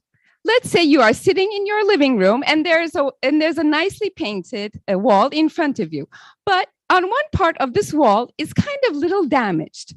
So your soul will, of course, appreciate the nice part of the wall, which is 99% of the walls, but your eye will always go to the damaged part of the soul. So you will never have the appreciation to say, "Dear wall, I appreciate you and I accept you as you are." You will never say this. Or when I think about harmony, I never think about my kitchen. My kitchen is full of like dirty plates after dinner, or the pots have to be washed, or there's some parts of parsley or some cat food on the floor. And I try to sometimes ignore it, just not see it, but I am always attracted to this disharmony. So the problem of harmony, the problem of beauty and unity is not a new problem. People through ages have been thinking about these. If we go to the old ancient Greek times, the philosophers did think a lot about what beauty is. They had even invented a new kind of science which is called the aesthetics.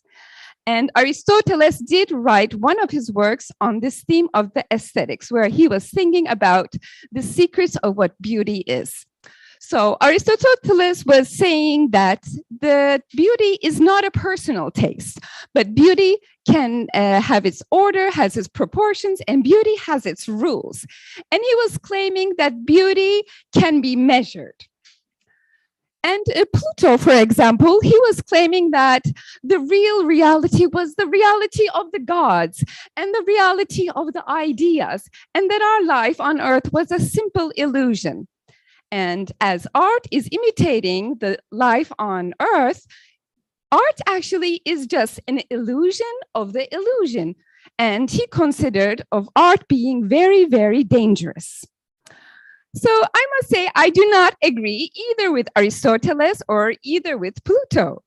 At this point, I can say it is very interesting to observe how the notion of harmony and the notion of beauty did change through the centuries from one location to another. If we come, an interesting example from the 20th century in Vienna, we find this music school, which was led by Arnold Schoenberg, Anton Webern, and Alban Berg, which created a new music style, which was named the atonal music or serial music or dodecaphonic music. And they were claiming that the Western music, traditional music style, was all bourgeois, was all the work of the aristocracy, and that needed to be renovated. So they created this new music that had no trace of melody, no trace of rhythm, and no trace of harmony inside of it.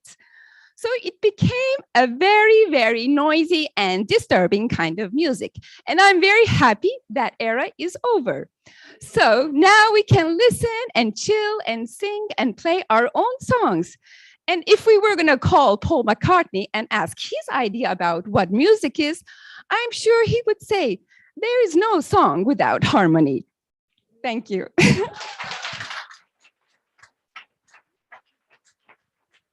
Thank you, Denise. Thank you for enlightening the more intelligent people in the crowd about harmony. I'm still working on an illusion of an illusion. Very interesting, the changes through the years of how we view life, art, and perfection. Our next speaker is Joe Peters. Joe is managing director of iSearch, a recruiting firm that Joe established all the way back in 2004. Joe and I have been around for a while. Right? That's right. But that is not, those two things are not Joe's only accomplishments. Let's give him a big round of applause because he is the founder of TAC Toastmasters.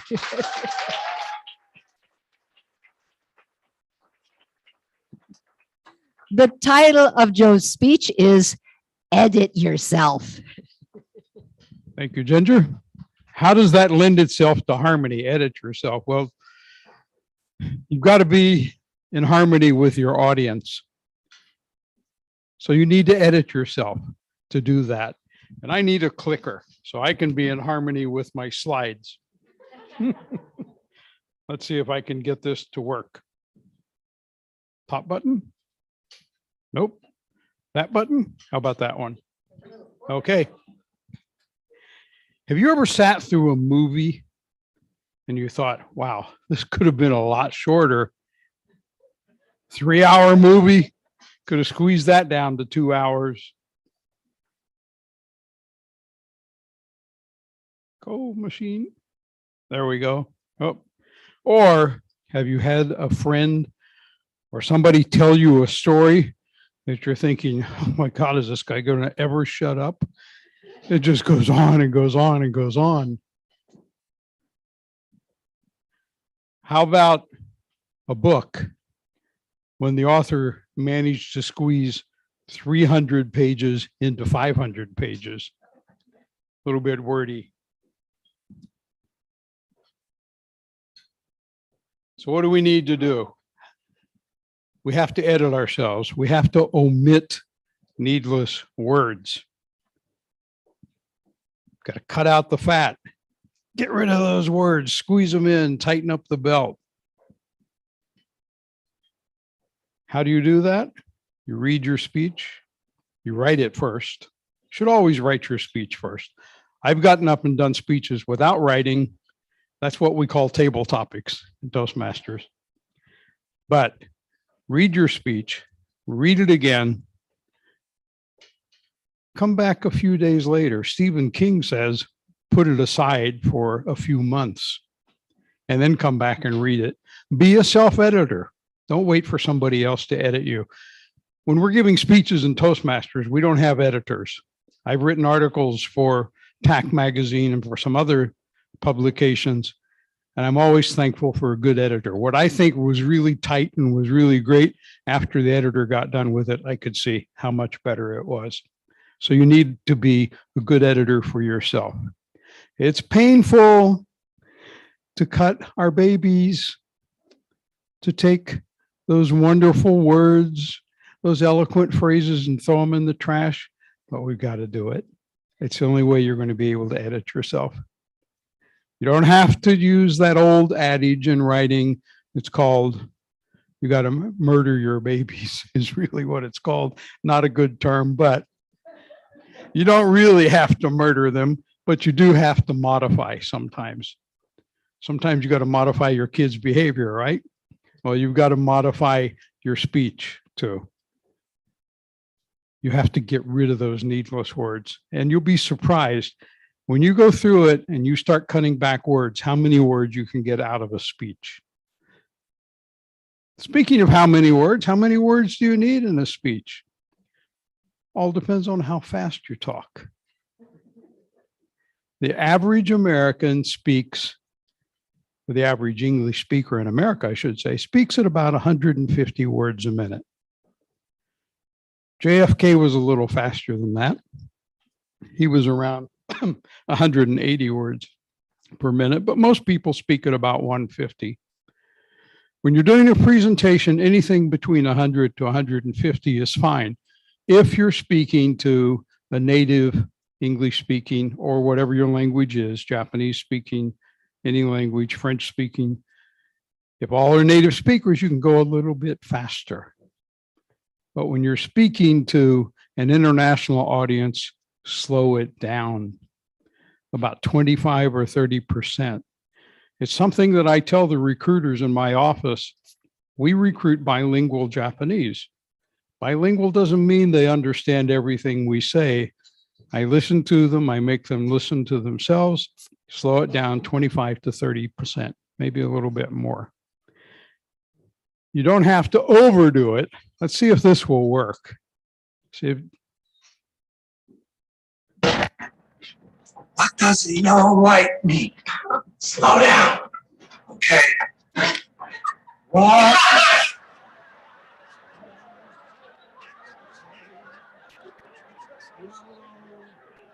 Light. okay, that's an old scene from Taxi, Reverend Jim. On the other hand, you don't want to get so excited that you're going so fast. Okay, Eunice, travel plans. I need to be in New York on Monday, LA on Tuesday, New York on Wednesday, LA on Thursday, New York on Friday. Got it? Got it. So you want to work here? What really makes you think you deserve a job? Well, sir, I think I'm good at figures and have a sharp mind. Excellent. Can you start on Monday? Yes, sir, absolutely, without hesitation. Congratulations. Welcome aboard. That is actually the world's fastest talker. He holds the Guinness Book of World Record of being the fastest talker, 500 plus words per minute, not 500 words. A typical speech of 5 minutes in an audience when we're speaking here in Tokyo to an international bilingual audience, around 500 words, so about 100 a minute. But also remember, you've got to vary your speaking rate. If you're going to go fast, you want to talk about something exciting, something to get your audience wound up. It's urgent. This is wonderful. Oh, look at the emotion. I got to talk so fast to get this going. But if you want to calm things down or really make something important, talk about how sad you are or you're so confused. I don't know what to do. Or how serious that point is, then you better slow it down. 2 things to take away from this tonight, I hope. Words, cut them out. Time, be conscious of it, vary it, and use your time wisely. Back to you, Madam Toastmaster. Thank you, Joe. Absolutely such important messages, particularly for the Toastmasters in the group. And I had such a pang of guilt when you said having to squeeze 300 words into 500. It made me recall years ago working in Germany with finance Germans. And I was told, Ginger, you drive me crazy. You say the same thing 3 times. I will work on that. Our next speaker is Puyen Lee. Puyen is our current TAC Toastmasters Club president. As a parent and a leader at work, her passion is to help elevate others to dream more, do more, become more, through the mindful practice of growth mindset. Puyen's speech is entitled Inner Harmony. Puyen? Thank you.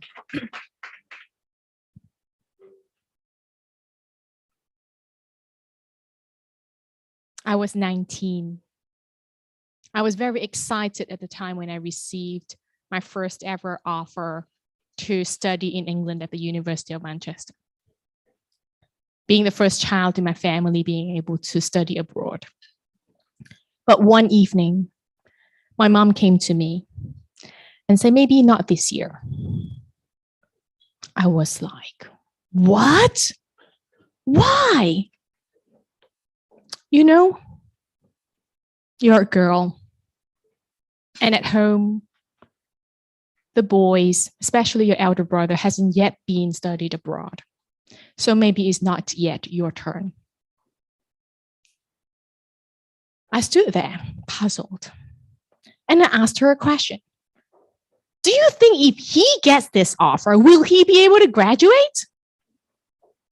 Deep down, my mom knew the answer. So he put a full stop at it, turned around and walked away.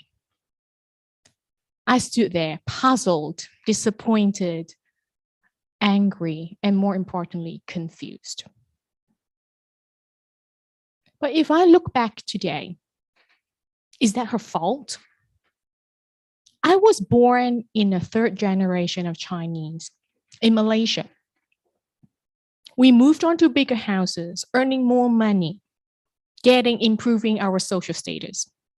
But there was one thing in common that has never really changed across those three generations. That is, boys are favored. They were more deemed as the first-class citizen in the family. Girls more as a secondary. So for many years, I resented, I questioned silently, openly with my mom.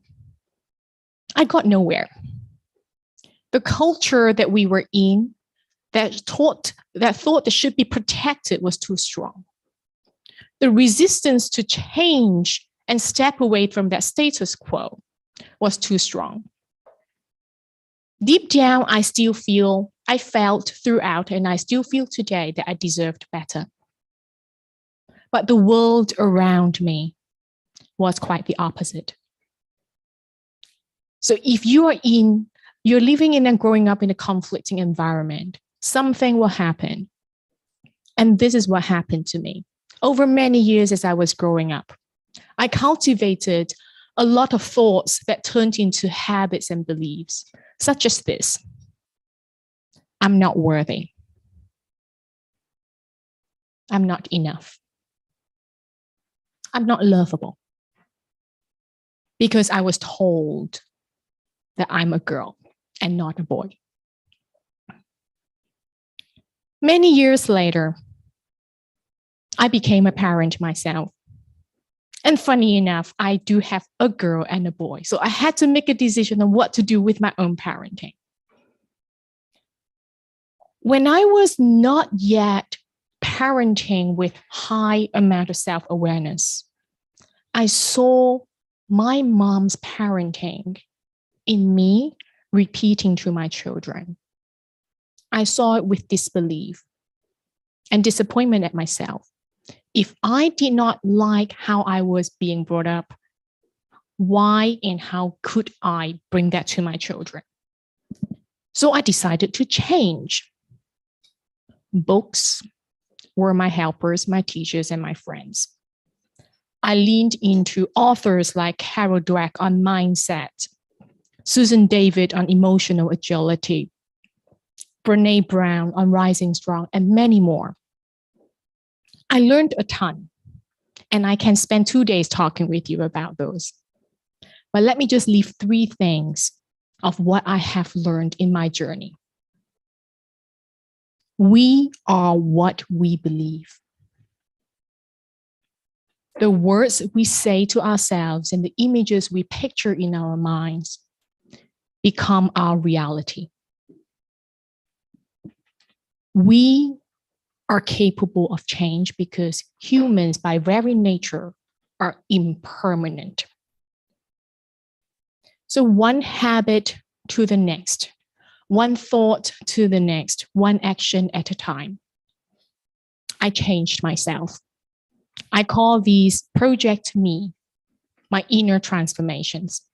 So I switched from I am not worthy to now I live and breathe every day, I am worthy.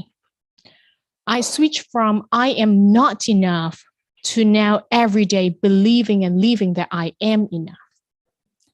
I switched from I'm not lovable to now being lovable. And first, I love myself, then I learn to love others. So to all of our guests attending today's event, on this World Speech Day, I would like to encourage all of us to think about harmony from the inside. We talked about harmony on music, the power of disharmony. There are benefits, but disharmony from the inside can hurt us, can also hurt others around us. And disharmony from the inside can impact our sense of belonging, sense of authenticity, and much more. And let me quote this, which is one of my favorite from Maya Angelou. You are only free when you realize you belong no place. You belong every place, no place at all. So what happened to us, for us in the past, are thoughts, teaching skills on how we can choose ourselves to step forward.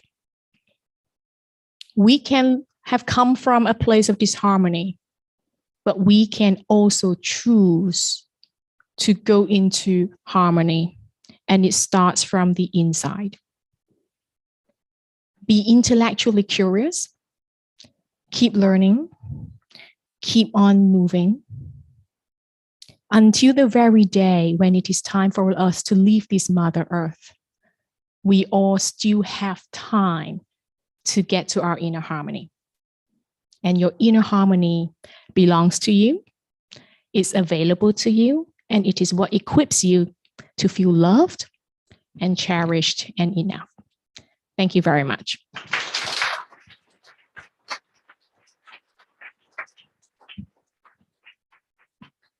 Wow, Puyen. I'm almost speechless at the poignant nature of that very, very personal story, and of the painful self-image that we can acquire of ourselves and internalize of ourselves, and how long a struggle it can be to overcome that. And I know I have felt that way, and I think perhaps others in the room may also have thought that way. The inner harmony that it takes us a long time to acquire when it is not gifted to us at the beginning. Thank you so much for that.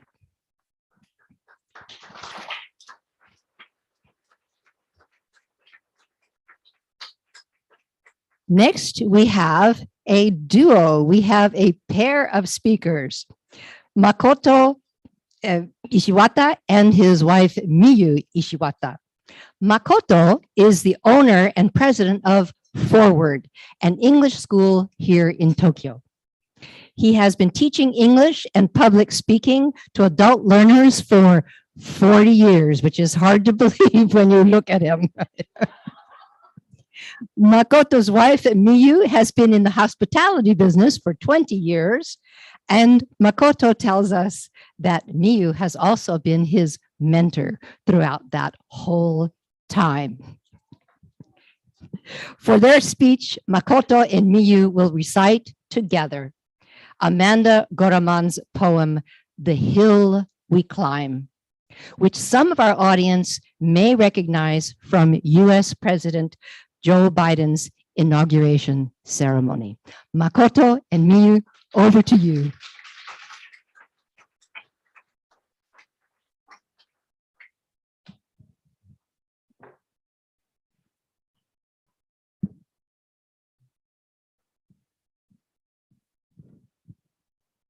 Good evening, everybody.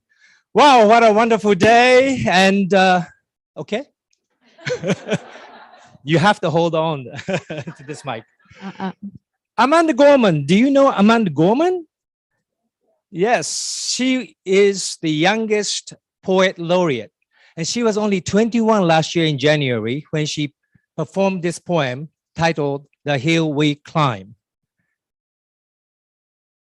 I've been teaching English in many different ways, but one way was to learn from powerful words. And Amanda's words were so powerful, she was asking for us to have more harmony, especially in the United States. But I believe, and I think you understand that her words are connected to everybody in the world. Today, we are going to recite her speech, part of her speech from the beginning until 5 minutes. And the last line goes, we will not march back to what was, but move to what shall be, a country that is bruised, but bold, benevolent, but whole, fierce and free. And a country, the word country can be changed to any country, any world. So we're not going to change any words from Amanda. She mentions America, but I want you to think about your own country, the world. The problem, well, the challenge for us is we've been married for 20 years and we have the biggest challenge of keeping in harmony. I couldn't ask her to practice with me, but we are both helping students to learn this poem together. So I think we can do it.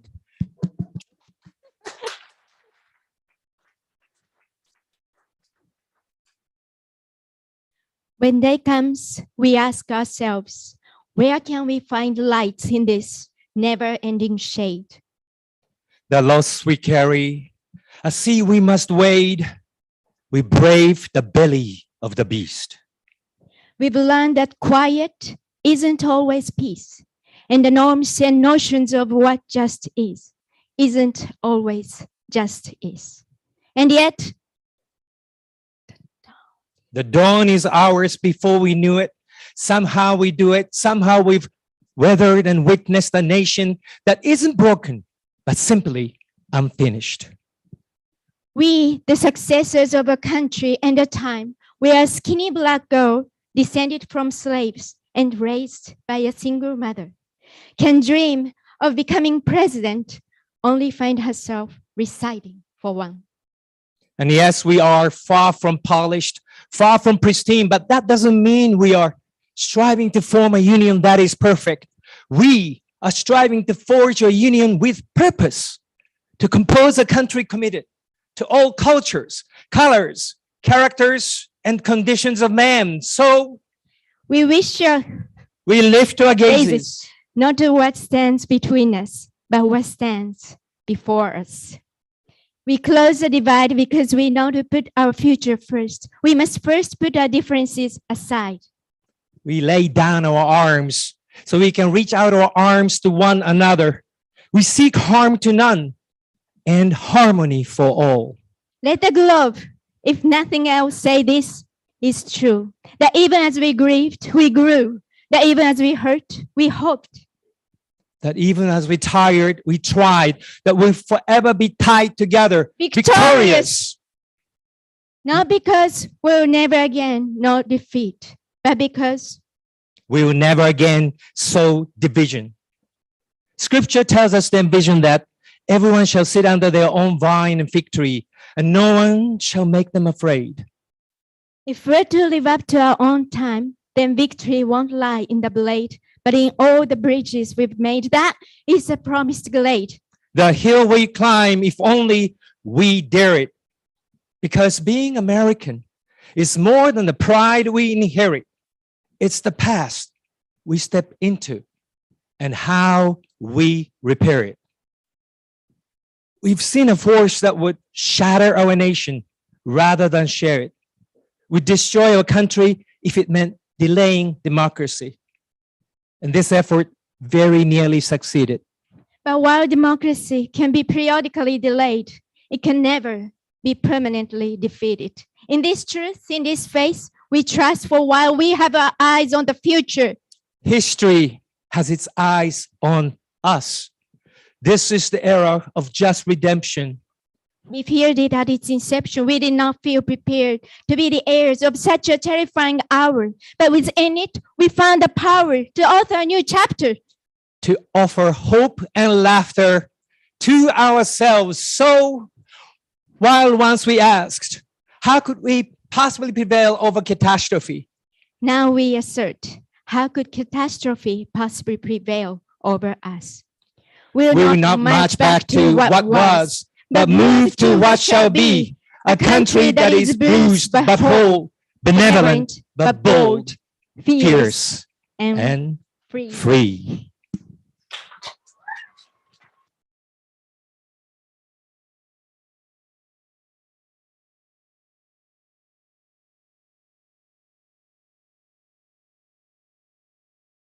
How powerful and appropriate that poem was for tonight. Thank you so much for having shared it in harmony and for also suggesting that the ideals belong to many countries around the world. And it is so appropriate right now for the crisis in Ukraine. Thank you both so much for a wonderful delivery of a very powerful poem. Thank you.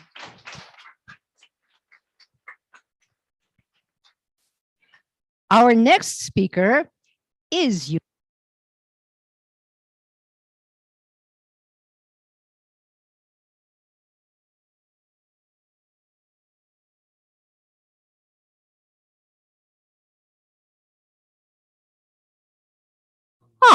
I didn't have my mic on. Could you hear me anyway? It's my ex-teacher in me that speaks very loudly. Jerry is a Wall Street technologist working in blockchain technology with the intention of helping people make sense of all the disinformation and disharmony in the world. His speech is entitled Achieving Harmony in the Age of Disinformation. Jerry, where are you? Come on up here. Thanks very much. Okay, let's see if I can work this thing here. Got it. Thank you very much. I have the enviable position of being last and pulling up the end here. So hopefully everybody is still awake and with their coffees. Excellent. Puyen, I have 3 daughters. Where are you? Oh, there you are. I have 3 daughters. So I feel you're right here. And Ursula, I think you'll like my talk because I agree with everything you said. And I hope to perhaps give some answers to how we can come to harmony from the world of disharmony. And thanks to Joe, I'm going to try to keep it as terse and and quick as possible. All right. So the world we live in right now is actually experiencing a unique type of problem. We actually have too much information, right? Compared to the decades of old where newspapers and the television was more or less trustworthy. Now we have the internet. And with free information comes a lot of unique problems. What's the most unique problem of all? The fact that, well, not everything is true, right? And how are we ever going to figure out what is true from untrue when everybody can have a voice? And of course, free speech, we like free speech and everybody should have a voice. But how do we go about sifting through all this information now when our information sources themselves may be compromised, may have their own agendas? So the problem is lies actually move a lot faster than truth, right? And this is a famous quote from Mark Twain. The problem is lies they're fun, right? We love sensationalism. We like being entertained. And if you think lies are not entertaining, just think about your ask Penn and Teller, right? Ask your favorite magician. We love lying to ourselves. So lies have a way of propagating much faster than the truth because the truth is sometimes it's boring, right? For those of us who are not actually experts. We live in a world where sensationalism drives media now, which are really just going for eyeballs on your screen, right? We don't live in an age where media is now used to be funded by newspapers. Nobody pays for the internet anymore. So now, media is now sensationalized. It's almost to the point where I'm old enough to remember tabloids in the supermarkets. It's almost like most of the news out there is almost tabloid level. And it's actually quite worrying for those of us who remember the age when we could trust everything that we read, right? I mean, it's gotten to the point where, and this is one of we're getting to the point where we're starting to doubt some scientists, which is where I started to get worried. Because for things like, there was the scientist who is Robert Malone, who was actually one of the inventors of mRNA technology. He was getting canceled. So we were living in an age where cancel culture and social consensus is more important. We want to all agree. And I think that's a little bit scary, right? When we're starting to ignore scientists themselves. We should strive, number one of the things that we can strive for harmony, we should strive for open communication, right? We should embrace the unknown, not crazy absurd, but all unknown things we should embrace. We should strive to be tolerant of other views, and we should always reject censorship. Right? Because censorship is the beginning of echo chambers and then vertical siloed like thinking. And that's very dangerous in an age of over information. Finally, we should always scrutinize where we get our information. media and social platforms, social network platforms. We have to scrutinize what are their incentives for presenting information. And a lot of the times it's ad revenue based. The good news about that, Doctor, there are some senators now which are embracing this open discussion forum. And there have been panels where some professionals and scientists are now coming out who actually admitted that they were very afraid to speak out in the past because they might lose their jobs, et cetera, et cetera. And that's good, is a very good sign. The second thing we need to think about is accountability, right? We have to make sure that what we say or what we do, there has to be some sort of social repercussions for this. And we have to encourage a strong whistleblower mentality, where if you see something wrong or if you think something's wrong, don't be afraid to talk about it. A good example is this upstart news agency, or called Project Veritas, who recently got some undercover work on some New York Times Pulitzer Prize-winning journalist who actually was caught undercover on tape, admitting that a lot of his own newspaper's coverage of the January 6th attacks on the Capitol Hill were a little bit overblown. And that's actually been a bombshell, because the journalists themselves kind of know this, but they were just following the company. They were, jumping on the bandwagon. They were doing what their bosses told them to do. So projects like Project Veritas or journalists who are getting back to the brass tacks of actually investigating the news and not just regurgitating what you hear from somewhere else because it sounds cool or sounds like it'll get eyeballs on your screen. That's the kind of thing that we really want to encourage. Some of the quotes from the Matthew Rosenberg, the New York Times Pulitzer Prize winning authors, actually, he's actually quite smart. He said all the right things. He's saying that, the problem is these days, when you say something, when you act the way that some people act on Twitter, and if it was in an actual office of, some, people, there would be some serious repercussions, social repercussions for the way for the things that people would say.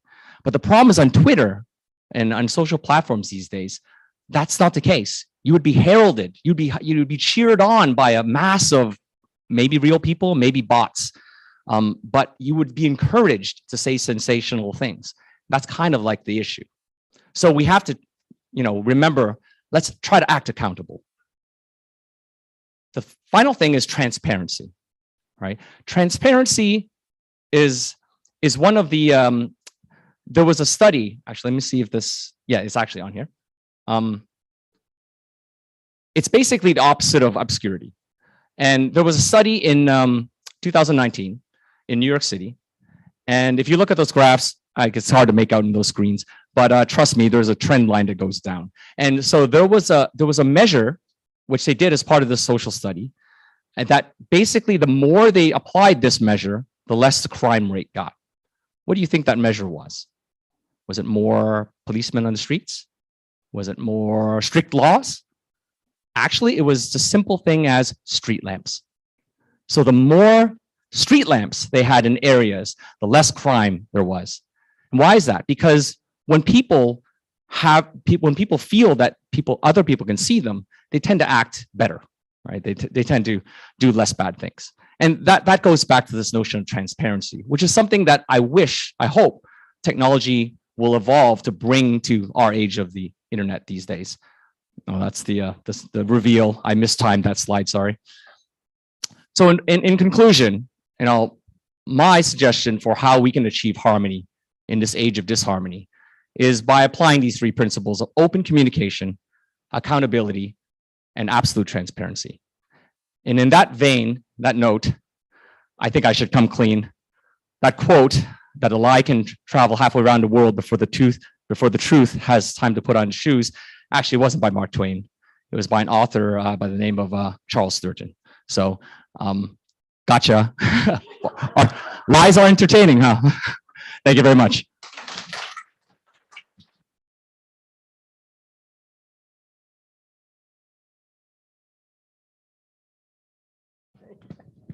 Thank you so much for that entertaining look at truth. The quote that you mentioned is one of my favorites. I remember thinking that Twain quoted Spurgeon, I think. Yep. It's a really lovely one. And for reminding us that we should all hold ourselves accountable for researching what we hear, even in the media, right? Definitely on social media, but even from journalists, to make sure that the facts are true, right? Yeah, that's a big topic, particularly in the United States these days. Right? Thank you so much for making that an entertaining topic while holding us accountable. And that concludes our full group of adult speakers. It's now time for you to access, if you have it, if you can, access the QR code and vote for the best speaker. Give comments to the extent of time that you have. And we will take a few moments to give you time to do this while maybe we can hear a little music. Yeah, we can perhaps run our sponsors video at the same time. Would that be possible? Maybe. Oh, there's an audio to it. Okay, so we will think of sponsors, listen to music, and chat whether or give our votes to the speakers, and then we will come back and have this final conclusion of who is the big winner.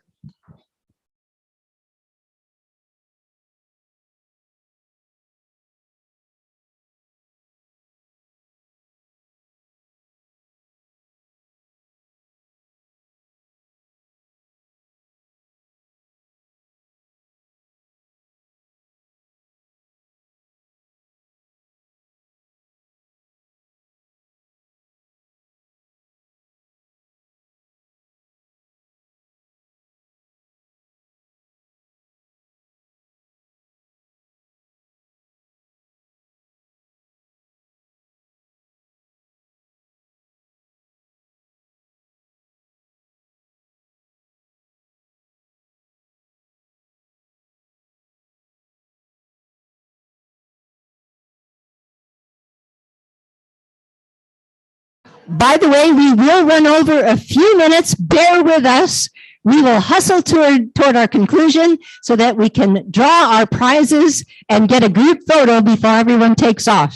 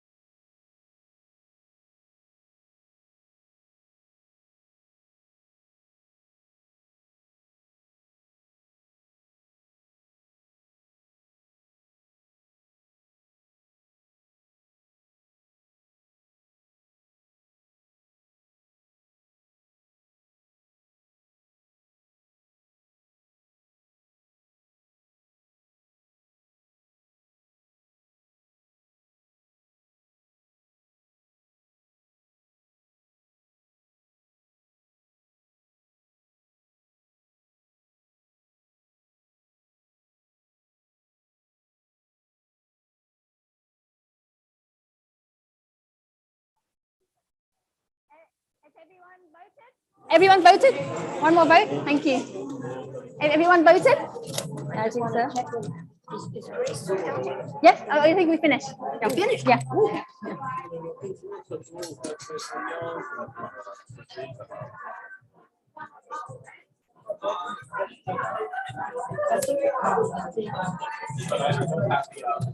That's it, right? Yeah. Madam. So we have a total of 8, right? No, that's the raffle. I raffle and 1 prize to draw now. Who draws? I draw. Oh, I get invite Rotarian and Puyan to draw. Okay. Yeah. All right. Yes. Yeah.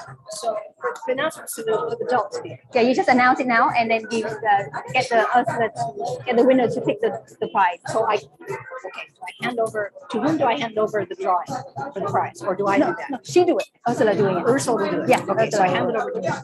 Okay. Yeah. Just ask her to draw while you're still on stage. Draw together. Okay. And I will be stand by and pick the right present to give her. Yeah.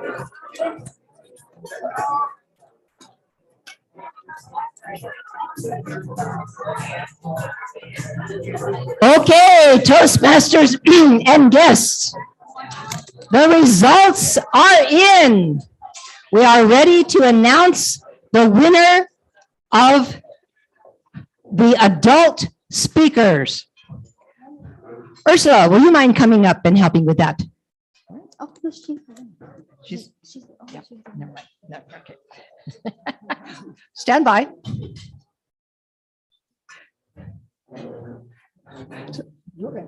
Yes, she's going to pick. She's the winner. She gets to pick the prize.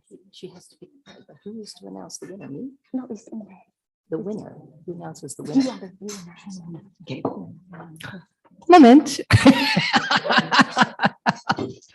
Just a little quick chat there.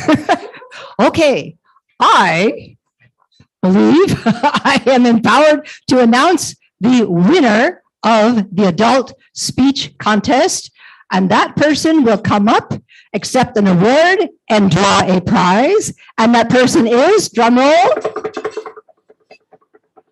Ursula, come on up.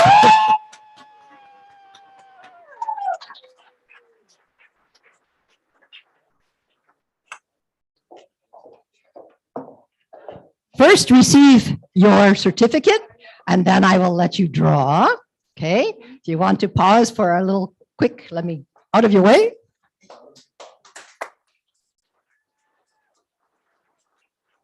And now, my dear, good luck to you. All right, drum roll. Do you want to read it or shall I? A bottle of premium sake from Desai 23. Thank you so much and congratulations. A job well done. Congratulations to all our speakers, all of whom were very powerful and motivating tonight. I am now going to hand off to Puyan to Trin. Did it again?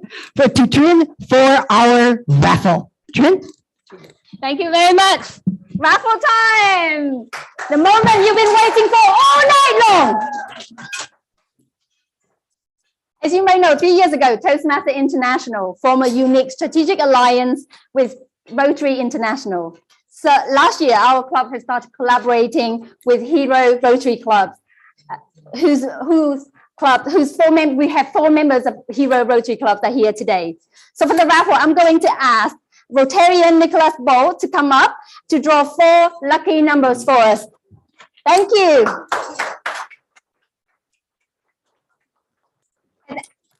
Everyone put their raffle tickets in here? Yes? Fantastic. There you go.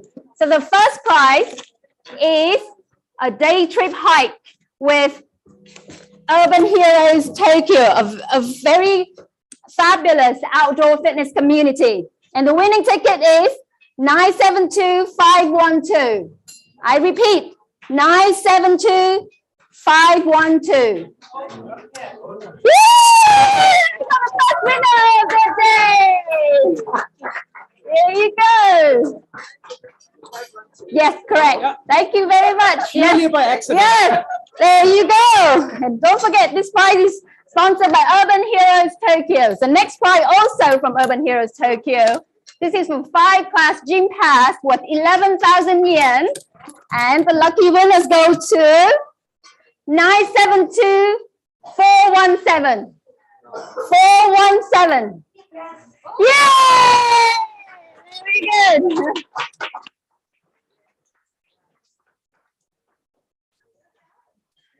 Good job for winning. Fantastic. Can I verify the ticket? Yes, that's correct. The next prize is another 5-class gym pass with Urban Heroes. Very generous sponsoring us for the event tonight. And the winning ticket is 972321. 321. Oh, that's me. Actually, where's my ticket? Yay!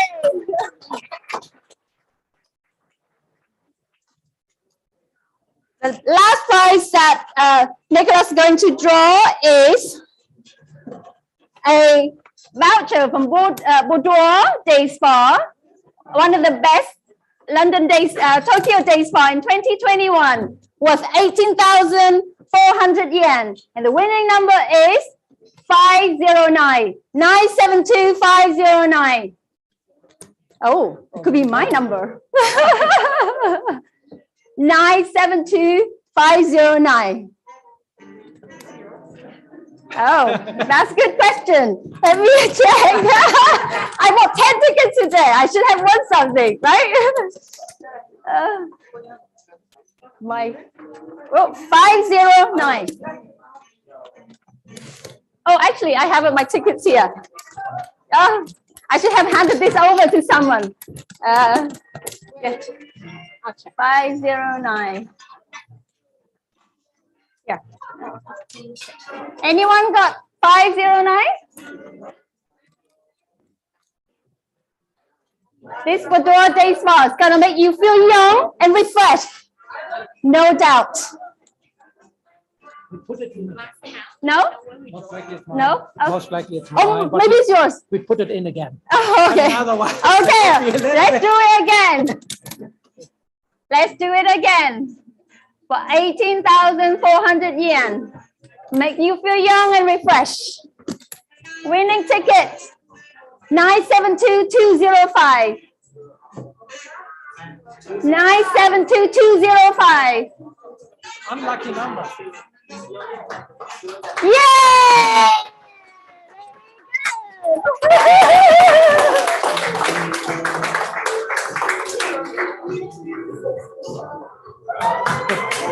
Olivia, no doubt you feel young and refreshed.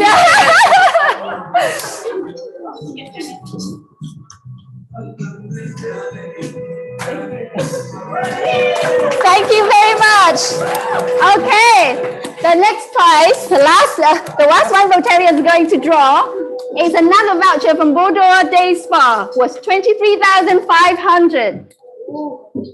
And the winning ticket is 972388. 972388. Is it mine? No? 388. Another one!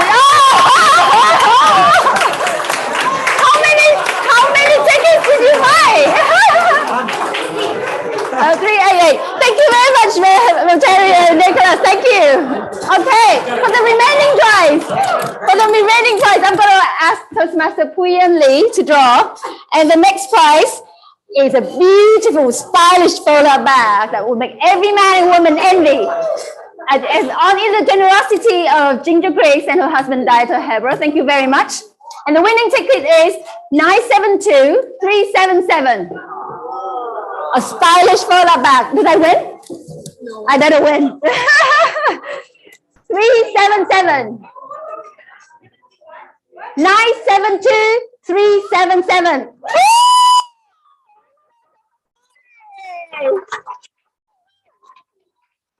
Thank you so much. Would you like to take it out and put it on straight away? Yeah, why not, right? Yes. Congratulations. Take a picture with the bag. You can hold this too as an advertisement. Thank you. Okay. The next prize. Our second best prize of the night. A 2-night stay for 4 at Vacation Niseko during summer 2022.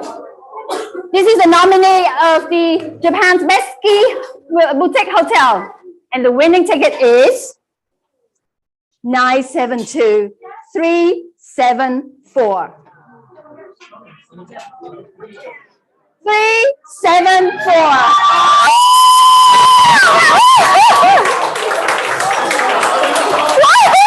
Let me shake it. Let me shake it. 374. 374. Yes, correct. Yes. You get a 2-night stay for 4 in Niseko. That's worth 123,000 yen. Yeah. Thank you so much. I deserve this thing. Okay, the last and the grand prize of the tonight is a 2-night stay with breakfast for 4 at Hyatt Regency in Kyoto. That was 272,000 yen. What an amazing sponsor prize. And the winning number goes to 972253. 253. No, there must be. Oh, no! 253.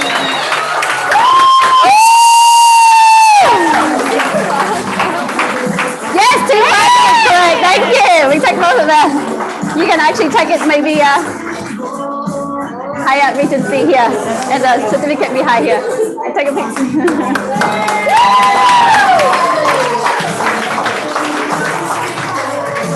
Fantastic. Thank you very much. That's the end of our raffle. And I'm going to give the microphone back to Toastmaster Ginger Griggs. Off you go. Thank you. Oh. All right, it's time to get our young ones back home, right? That concludes our event this evening. I'd like all of the organizers to come on up and say good evening to everybody. Come on up here, organizers, get up here. Thank you, everybody, for coming. Thank the sponsors for their generosity. Thank you, speakers, for those wonderful, wonderful speeches that you all gave. And that ends our evening, right? Are we all up here? Where's Lisa? Where's that darn winner, Lisa? Get up here. Quick. Come on, Grace. Grace was our our vote counter, and our photographer's taking pictures, our photographer as well. Okay. Come on up. All right, everybody. Shall we say good night on the count of 3? 1, 2, 3. Good night, everybody. Thank you. You can say for God's sake.